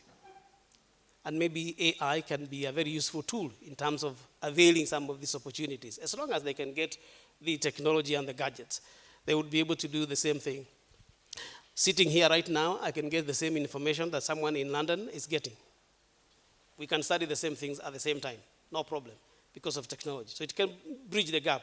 But at the same time, you must remember the reality that we just talked about a little bit earlier of the young boy in the village and those who are just down here.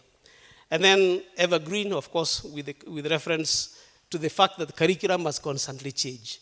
If it doesn't constantly change, so we have to make policies that allow universities to constantly review their curriculum and not wait until the regulators come around. You know, one of the difficulties that I have experienced sometimes as a regulator is that every time universities ask me, please tell us what to do next. So AI is coming, CUE, what are you doing about this? What are we supposed to do about this? And I'm thinking, hang on a minute, I think if we do this way, actually the gentleman I mentioned a little bit earlier, Sleiman, the one who wrote the book called The Coming Wave, he argues that the problem with the policymakers is that they are always a step behind technology. So if you wait for them, you will always be a step behind. I liked what the Australians have done. Australians, when the AI came, instead of writing to the university to tell them, this is what you must do, they wrote to the universities and asked them, what are you doing? And then they put all this together, and they availed a document that tells you this is what's happening there, this is what's happening, this is what's happening there, and as a university, could you look and see what fits you best? So they are thinking together. We have to think together. So in other words, I'm saying, as a commission, we also need you to come and share ideas and say, this is the direction we think we should go, given what is happening in higher education, so that we formulate policies as we go. We must do this because I understand what ChatGPT 4 could do. Now ChatGPT 5 can do, and I don't know what's going to happen tomorrow. So I give you a policy today that only anchors on ChatGPT 4. What happens tomorrow when ChatGPT 5 or whatever other number comes tomorrow? Those are the kind of things that we are thinking, which leads me to back to my good friend I mentioned that I like, Yuval Harari, who makes the argument that the last thing that we as teachers need to do is to give students more and more information, and that we must be aware that change is the only constant thing.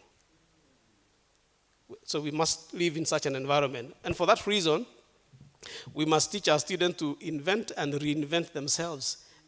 But we as teachers also must reinvent and reinvent ourselves if we are to continue being relevant to the environment in which we live. And then we as policymakers must make an environment that allows you to reinvent and reinvent yourself and operate in that dynamic environment without having to wait for too long. So, ladies and gentlemen, that leads me to the things you asked me to do. So all this time I was just laying the ground. So do you still have time? Okay, let's look at the disruptive education policies. If I mention this, even if I don't go beyond here, ladies and gentlemen, I think you'll have gotten an idea of some of the things that are happening in the part of the world. Number one, I talk about micro-credentials and stackable learning. And I'm giving the example of the EU framework. Unfortunately, I haven't given the links here, but you can find these links. They are available. This information is available online. I'm not telling you anything that is way beyond. But basically, is that they're allowing, someone today was, I think it was Professor Bisanda, when we were talking a little bit about how they redesigned the way they teach so that students can ask for an exam. I'm ready for an exam. Examine me now. Don't make me wait for everybody else. And these guys are now saying also allows students to learn and stack their qualifications so that they learn something today, they keep it, they go and do something, they come and learn something else, keep it, and you stack it up. So Professor Bisada was going to say, not just examination on demand, but I think we have to start opening our mind to the possibility that there could be such a thing as a degree on demand. So that I design my degree. I tell you, this is what I want to do. And if you add it up, this one, it adds up to what you require as a degree, so give me a degree. That could happen. Actually, I'm told it's already happening. And I have actually met other people from other parts of the world who say it's happening in their parts of the world. But then the policies have to allow so that the fixed curriculum does not become the only way to achieve education. And that aligns to the point I made a little bit earlier, that the curriculum should be evergreen. It is being reviewed constantly to fit this particular environment. Number two, a national lifelong learning wallets. Conscious that people have to keep learning. I like what the Singaporeans have done. They give you money, that's the wallet, and that money allows you to learn whatever you want to learn at your own particular time. So you'll be withdrawing from there. Why are they doing that? Because they have realized that skills have to be built. People need to keep learning, skilling, upskilling, reskilling has to be continuous something, and they give them an opportunity to do that by actually giving them money from which they can withdraw. This is investment from government. This is saying, if we want people who are skilled for future jobs, they must be trained. They may not necessarily have the money for it, and we are giving them money for it so that they can learn. So we have to have policies that allow that kind of a thing, and that means setting aside money to skill our people for future skills. Number three, AI governance in education, the EU Act that identifies what you can and cannot do with reference to AI. Which areas are you allowed to operate with some level of freedom, and which areas you must do, those kind of things. Then we have the open education resources, allowing people to access education everywhere. And of course, in our part of the world, we have begun the competence-based education and national digital strategies. Ladies and gentlemen, now allow me to compare 3 different AI strategies. I'm giving you an example of artificial intelligence with reference to policy making. First of all, I'd like to say that if you look at that, you realize that AI has been here for a very long time. Actually, it's been traced back to the 1950s, maybe even earlier. 1941, you see. So yeah, there you are. So it's not that new. It's just the scaling up that is going up very, very quickly. So the capabilities and the risks are now scaled up much more, and we have to be alive to that fact. So different parts of the world, they have tried to do this. I want to give you the case of Kenya. We have one, actually. Kenya Artificial Intelligence Strategy, 2025 to 2030. But when you read that particular document, what you find is that there is actually no section that dealing with education specifically. However, there's a provision for some sections to do with AI research and education.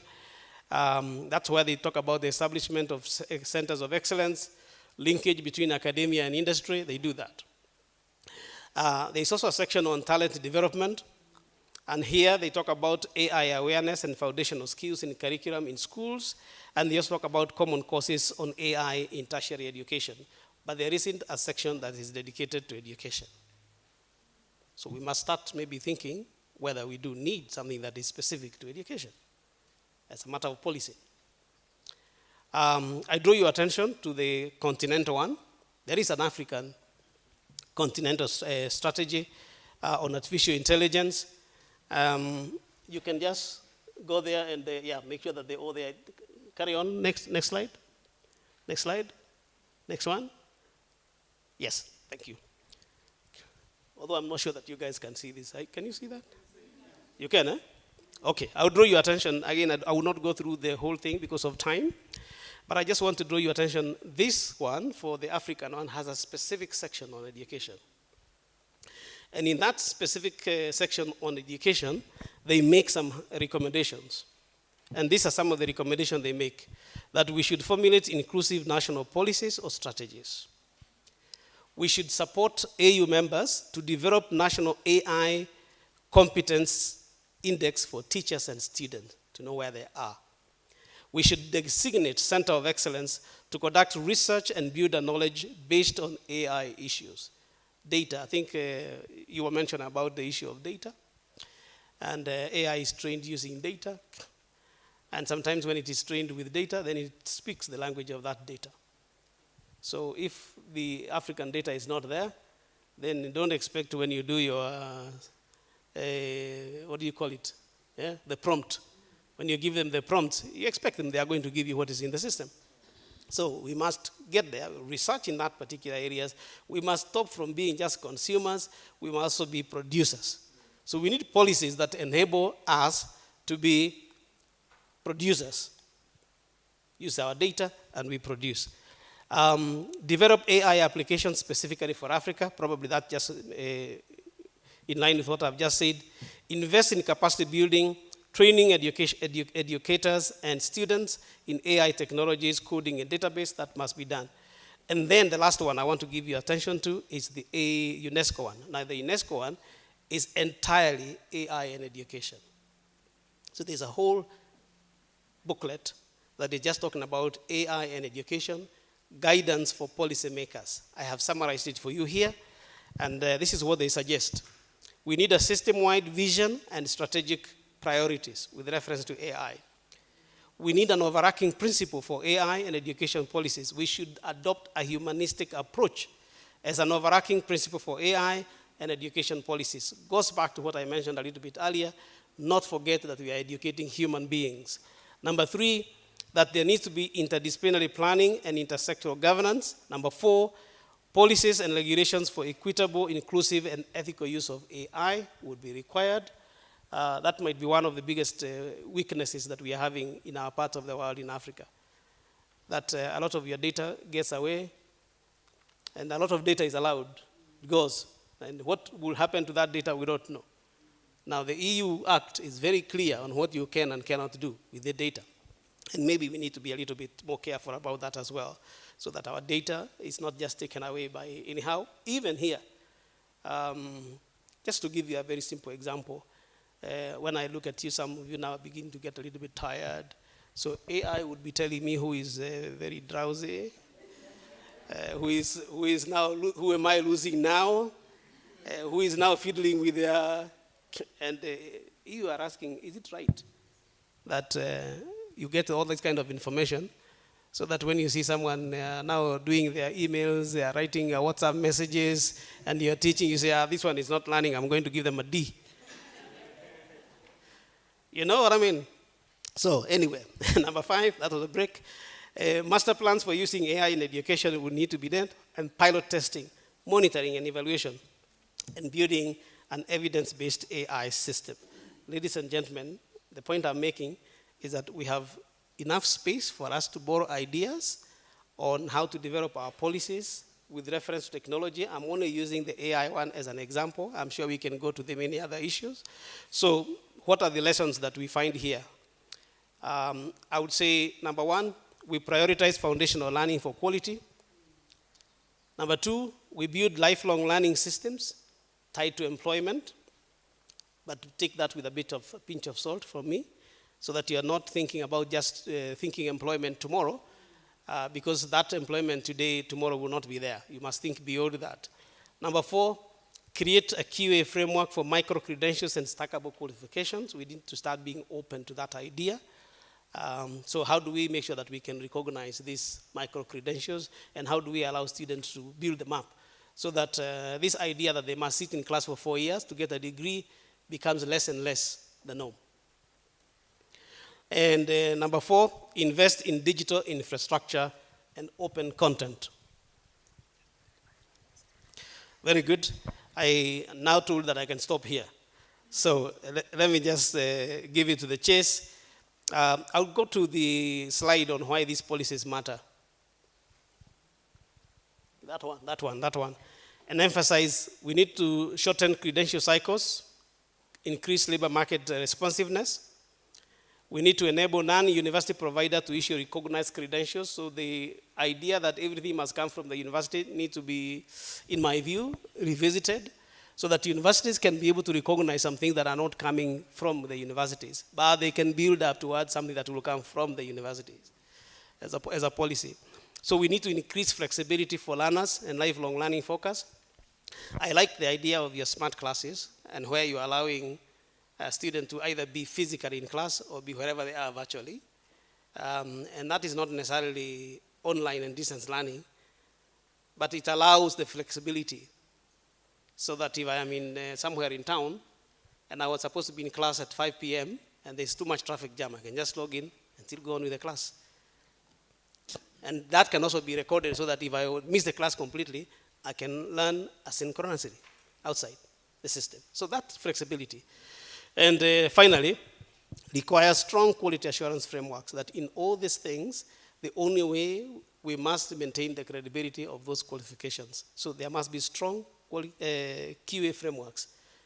Ladies and gentlemen, that's how I see our role as the Commission for University Education. It is not to police universities, but to ensure there is a strong quality framework so that the qualifications that you give can be recognizable here and anywhere else. But we must have that particular system, because the danger also here is that anybody can just come today and say, I have this qualification, or I have this something. How do we make sure that that's good quality? We need policies to guide that. And that brings me to the next slide, and I'll just emphasize that one line here, which is flexible policy framework that provides guardrails, not necessarily the do's and don'ts. So that's what I think. And finally, if I can, in last slide, conclusion, it is to call us to action and to say disruptive changes will bring risks and opportunities. So some of those things, we should see them. Yes, they are risky, but they are also open. Strategic policy alignment that will determine how we get future dividends on all these things, whether it is AI, whether it's the youth, whatever, whether it is digital learning, any one of this. And for that reason, we need also to invest smartly, govern boldly, and innovate locally. And that's where we can move forward. Ladies and gentlemen, I beg to submit. Thank you very much.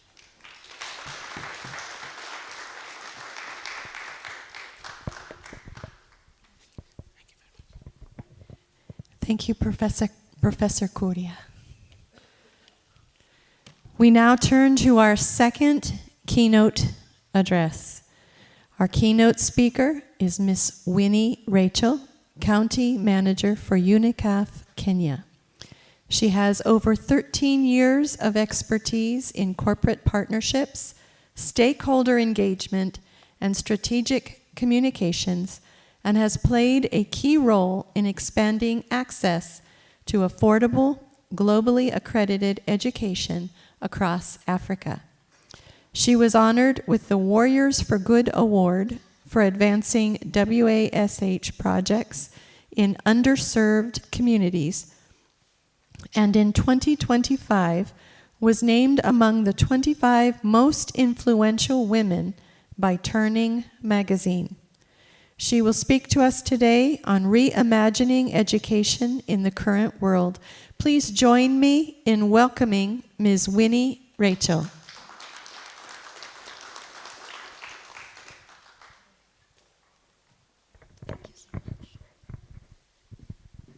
Thank you so much, Professor Ronda.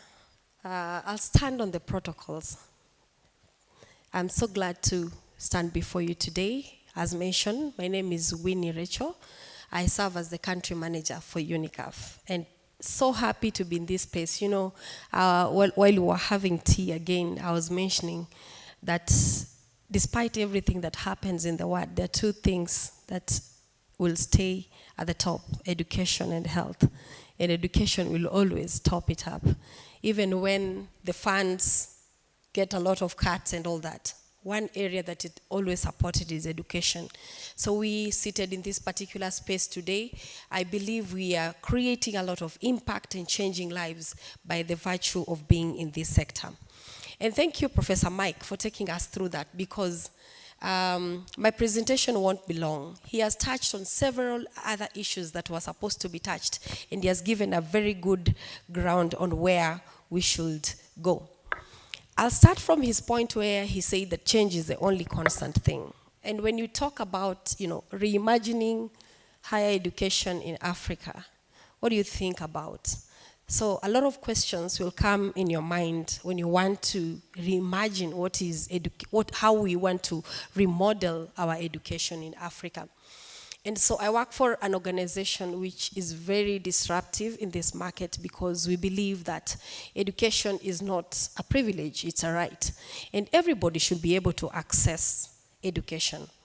But then again, when we talk about access to education, a lot of times we think of the marginalized people only in communities where they cannot be access internet, they cannot be able to, go to the normal classroom and all that. But this cuts across several other divides.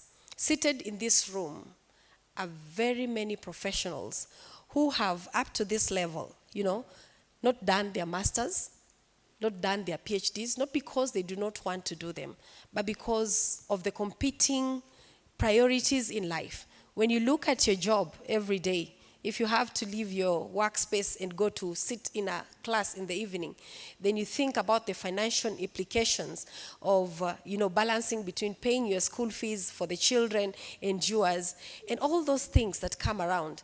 Then a lot of people have put on hold what they need to do.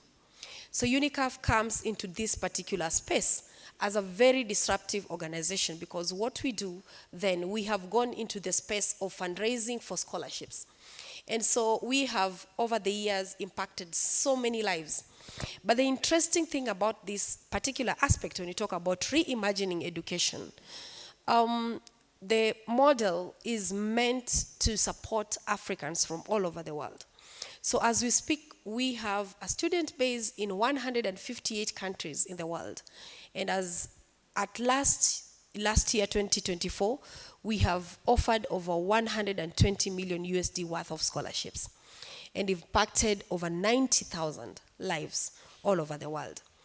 But we wouldn't have done that if, the frameworks that we are using are then not of the current, context when it comes to education.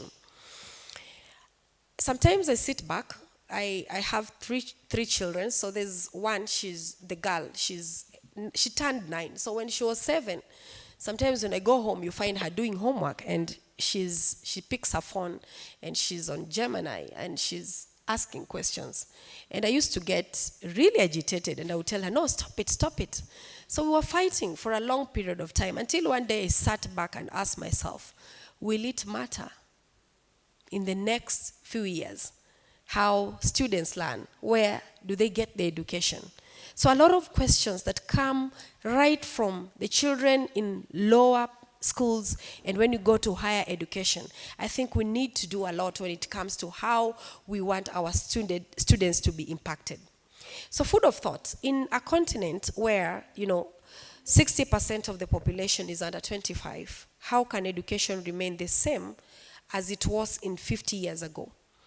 Today, as we sit as educators in these particular classrooms, the students that we are teaching are preparing themselves for jobs that currently do not exist. We think of software engineering and we think that is the next thing. Shock on you, in the next few years, those students that we are training today are preparing for jobs that are not yet in that job market. Then that rings a bell. As educators, then how ready are we? How much knowledge do we have ourselves? Are we well trained to that level? And I love the examples that, again, Prof used, that policy makers are always, one step ahead when it comes to technology. We cannot run away from AI. A lot of things have been said, replacement of humans and all those things that we can say. But how prepared are we to be able to take up our roles in the education sector and make sure that we are in the same space? A few months ago, we signed an MOU with UNHCR. And so when we visited Kakuma, it was interesting to sit with different stakeholders. As an organization, we were looking how we can impact the refugees, for instance. These are people who have come into this space. They do not have certifications. their IDs do not really apply when they are in those particular states. They might be having the money because some of them get the aid, but they cannot be able to learn. So this is a challenge. ANU, what are you doing in that particular space? These people, they have lost their certification because of war or any other reason that have made them to be refugees today. When you talk about recognition of prior learning, how many organizations or universities have come ahead and, reimagine a model that can actually impact the refugees as an institution? So those are areas of partnership that we are looking at also to work with universities to see that different avenues are actually reached. So then again, when you talk about reimagining education, it's not just about, because what you learn in class is quite different. As you go to the job market, a lot of things again change. The students in class know more than what the lecturers know. I know you do not want to admit on that. Yes, they know more than the lecturers know. Because why? Education, this is an open space. When you talk about open learning, they can go and research prior to coming to class. And if you are not, as an educator, equipped with that information, then it becomes very difficult for you to actually take them to the next level. Reimagining education, again, means accessibility, flexibility, and affordability. So as an organization, UNICAF, we have ensured that we want to partner with different universities to ensure that funding is one of the key things that has made a lot of people not be able to pursue their higher learning. So this has cuts across professionals. Whether you are a professional, we have actually come up with different frameworks to offer scholarships to lecturers, because we want to believe, sometimes we believe that for us who are working, we are okay. No, we are not okay. We need the aid, we need the support, just like any other person. And so even as we talk about accessibility, how far can you go with your university? Is it to the deep rural? I was given an example the other day about M-Pesa. We're talking about innovation, sustainability, and innovation. But sometimes these things just become a buzzword. In every conference you go, we are talking in panels, getting in panels, in and out, and talking about sustainability and innovation. But look at the story of M-Pesa. While PayPal was building cards and telling you to input a lot of, bring this, if you have to pay using PayPal, you know the process, right? M-Pesa, on the other end, is trying to eliminate every other thing, and you remain with only a mobile number. Such that, there's a farmer in Kenya, in the rurals of, Meru or Embu, can they be able to access a PayPal? But then M-Pesa came in and disrupted all that. Such that, with a phone number, a mama mboga can actually lipa an M-Pesa. They can put in Pochi la Biashara. My sister from South Africa, Pochi la Biashara is like a wallet. Yes, so the mama mboga is our women who sell for us the grocery. They can actually be able to pay using that. When you talk about innovation and sustainability, what are we teaching in class? And that is the same thing that we are talking about. We have to imagine this model such that there are courses that we have to reintroduce in the market. Times are gone whereby MBA cannot just be an MBA. What are the specializations when it comes to this ABA? When it comes to innovations, what are the graduates we're bringing on board? And so these particular courses have to be courses that are solving critical challenges: climate change, water and sanitation, hygiene and wash. Prof mentioned that I was awarded among the 25 women. One of the things that I'm passionate about is impacting communities. So I started a foundation called the Bow Foundation. And so what do? We fundraise so that you can be able to drill wells in communities. And so I come from the deepest rural. I was talking to Prof. Bisanda from TZ. So my grandpa holds the last land in Kenya to Tanzania. Like We are separated with the valley, literally. So once you get there, your internet, you're being welcomed to Tanzania. I'm actually a citizen of Tanzania when I'm there, because the Safaricom cannot even hold. But the problems of communities in those spaces are such that even water is a problem to access.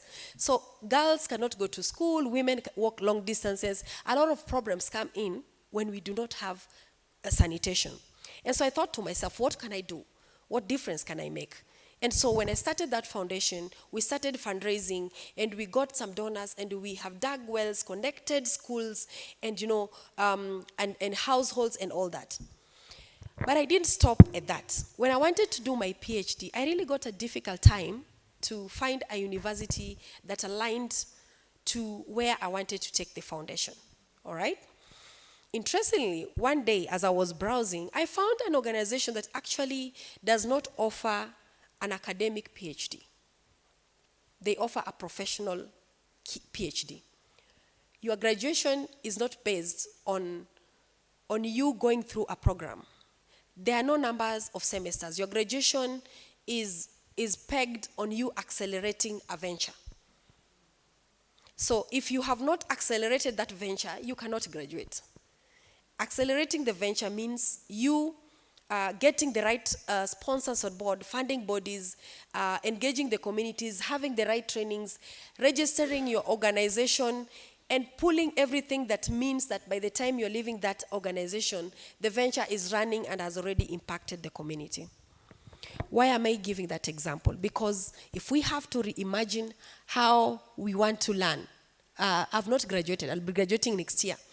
And I was being asked, are you going before the jury? Because the jury is sitting in October. And I was like, we can see you already. I'm like, I'm not ready, because there are a few things I need to put in order. They're like, you don't have to pay money for your next semester. It is not about the money. It is how ready are you with the venture. Are we getting to that stage with the universities that we are having today? Is it about paying for the semester, or is it about the impact of the students that we want to deliver to the world? As we talk about that again, I wanted to talk about linking education to employability. When we speak about, reimagining education, a degree should be a currency.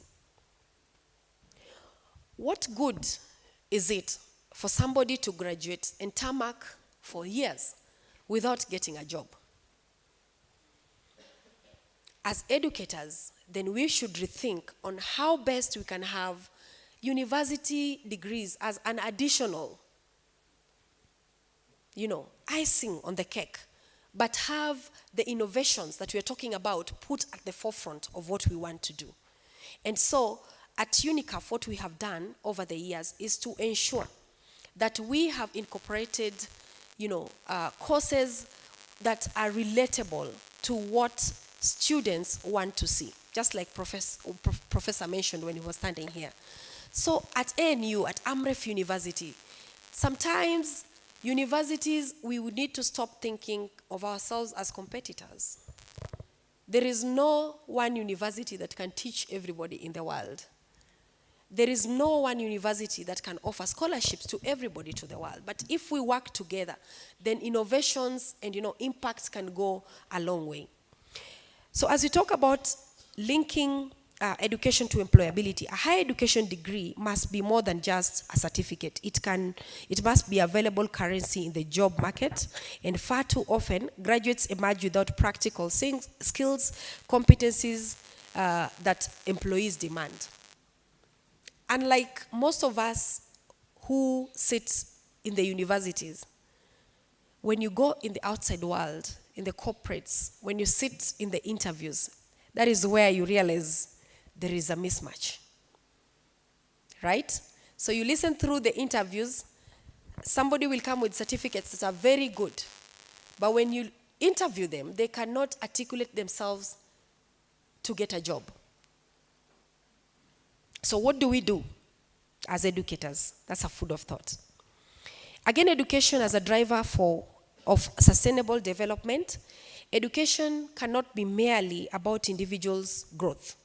It is the bedrock of national and continental progress.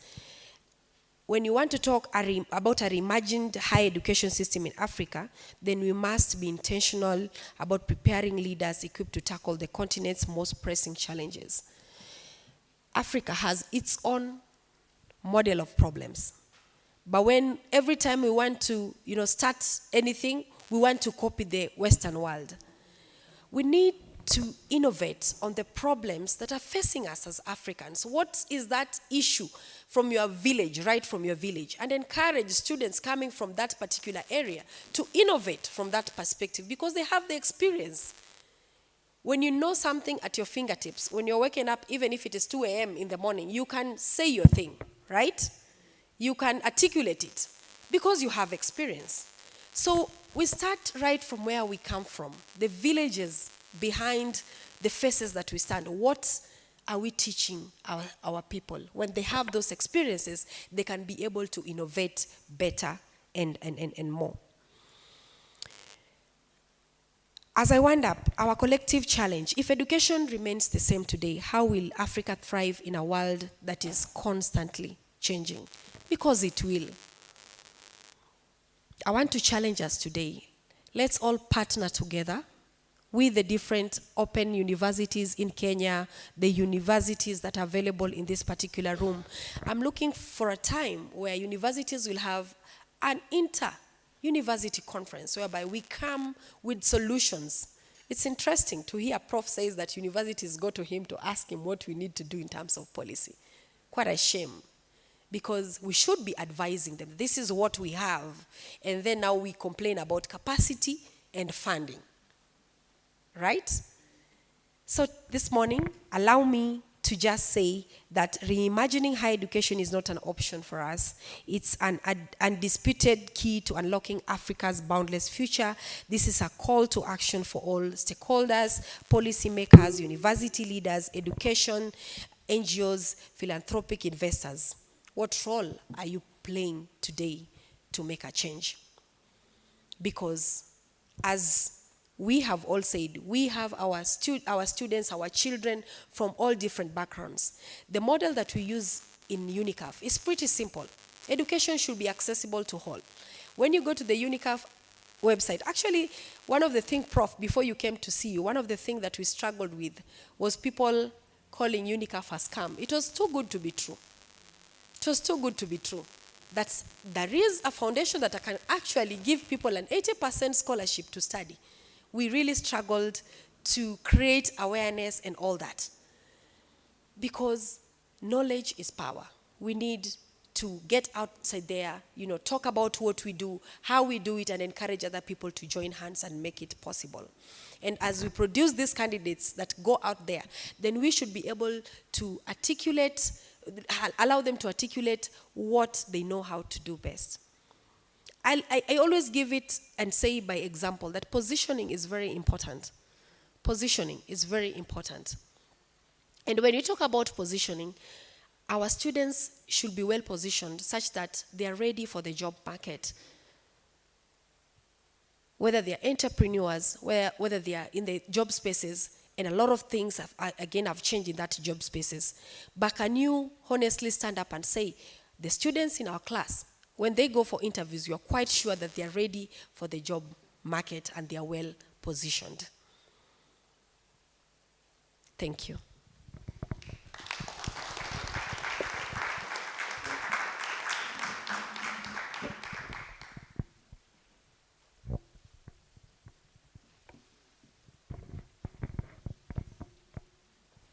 Let's give Prof a hand of applause even as he comes to the podium.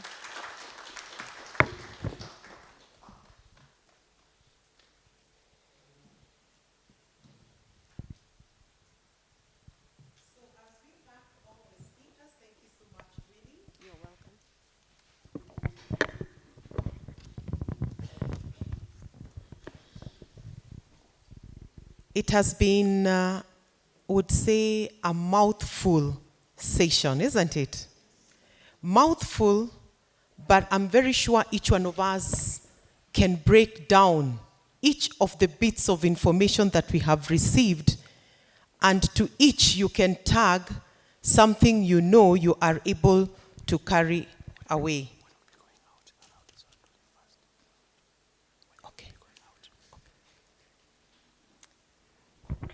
Thank you so much. With issues of housekeeping, we must keep doing that to ensure that we just do the right thing at each moment. So I would like us to appreciate each of the speakers that we have had. One, we have had our representative, Dr. James, the second name was? Paul Mwangi. Thank you so much. Then we also have, I want to call all of them together. Then we also have the CEO, Commission for University Education, Prof. Mike Kuria, and we also have Winnie Rachel, our county manager, UNICAF. Let us appreciate each one of them together. Thank you so much. We appreciate you. I was taking my notes, not so many, but I think, as I said, you write down the notes or you pick the notes and you're able to pick out what we may want to call the take-homes. The take-homes. Or, which was your aha moment? You listened and you're saying, if there's this one thing that I will live with, it is this one. And it is that one thing you will go with, and you will use it to be that creative person we have been talking about since morning. And I'm glad that word creativity has run through from the morning session we had to this particular session. And we are now asking ourselves, how innovative are we being in the things we are doing? I will not go through all the points, but change is the only thing that is constant. How do we want to remodel our education in Africa? If change is constant, how do we want to remodel it? What do we want to come up with an education that we know would speak to the needs of the African, in the African context, to solve the African problem? And we are the people who can do that for ourselves, speak for ourselves because we experience it. And so we would ask ourselves, what would the curricula look like? What would the pedagogy look like? And so, what then would policy look like? We must put our minds and wrap them around that. Because of time, we thought we'd have a little more time on the question and answer session. But it is good because we are here to learn and to jog our minds. I would allow one or two people who would have something that they would like to speak about or seek clarification or ask to do that, because we want to leave this place with minds that are continuously thinking. Not a mind that has now arrived and says, I think I have the solution. Tomorrow it will not be a solution. It will be obsolete. And we don't want to leave this place with obsolete minds or ideas. One or two people. You have something you'd want to seek clarification or even add on to what has already been said. The first two hands. And to be fair, maybe I'll give one more there and one more there. Dr. Tundo there. So we'll start 1, 2, 3, and leave a last one. Oh, sorry. You. So we have 1, let us remember our numbers, 2, 3, and maybe one more just to balance. We are talking about inclusivity and all of us being together. So maybe a third one if we get it from there. Welcome. Maybe your name and then you say what you want to say. Thank you very much for this opportunity. My name is Dr. Kezia Mkwizu. I am an independent researcher, but in this conference I've come in to represent the Open University of Tanzania in a paper that I'll be presenting. Now, I really appreciated all the presenters today, but my addition is that when I was doing my PhD, there was always the lack of accessibility to information. The journals, so I would like to really applaud the initiative of starting your own journal. And in 2022, I was invited by Emerald to actually talk about the issue of access to knowledge in terms of the journals and how we can go about publication. So my other addition I would like to state is consistency. Consistency is very, very important. So this initiative of the journal is very, very applaudable. And it is one of the things that I was standing for. And even if you go to any information, you see Dr. Kezia Mkwizu about publications, accessibility. That is what I would like to add. Consistency, please. Thank you very much. So thank you. An addition, and that is good. We appreciate. Number 2. Thank you, Director of Ceremonies. My name is Dr. Richard Makon from Zimbabwe, Africa University.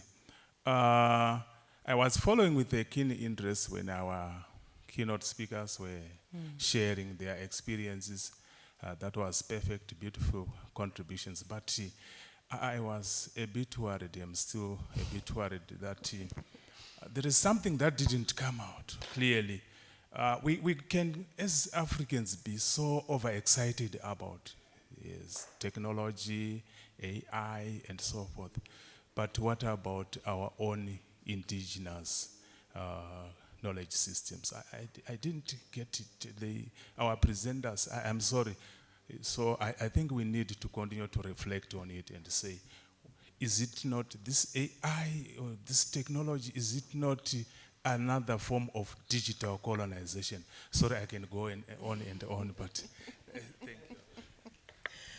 Thank you. Digital colonization. Again, that is my takeaway from that speech.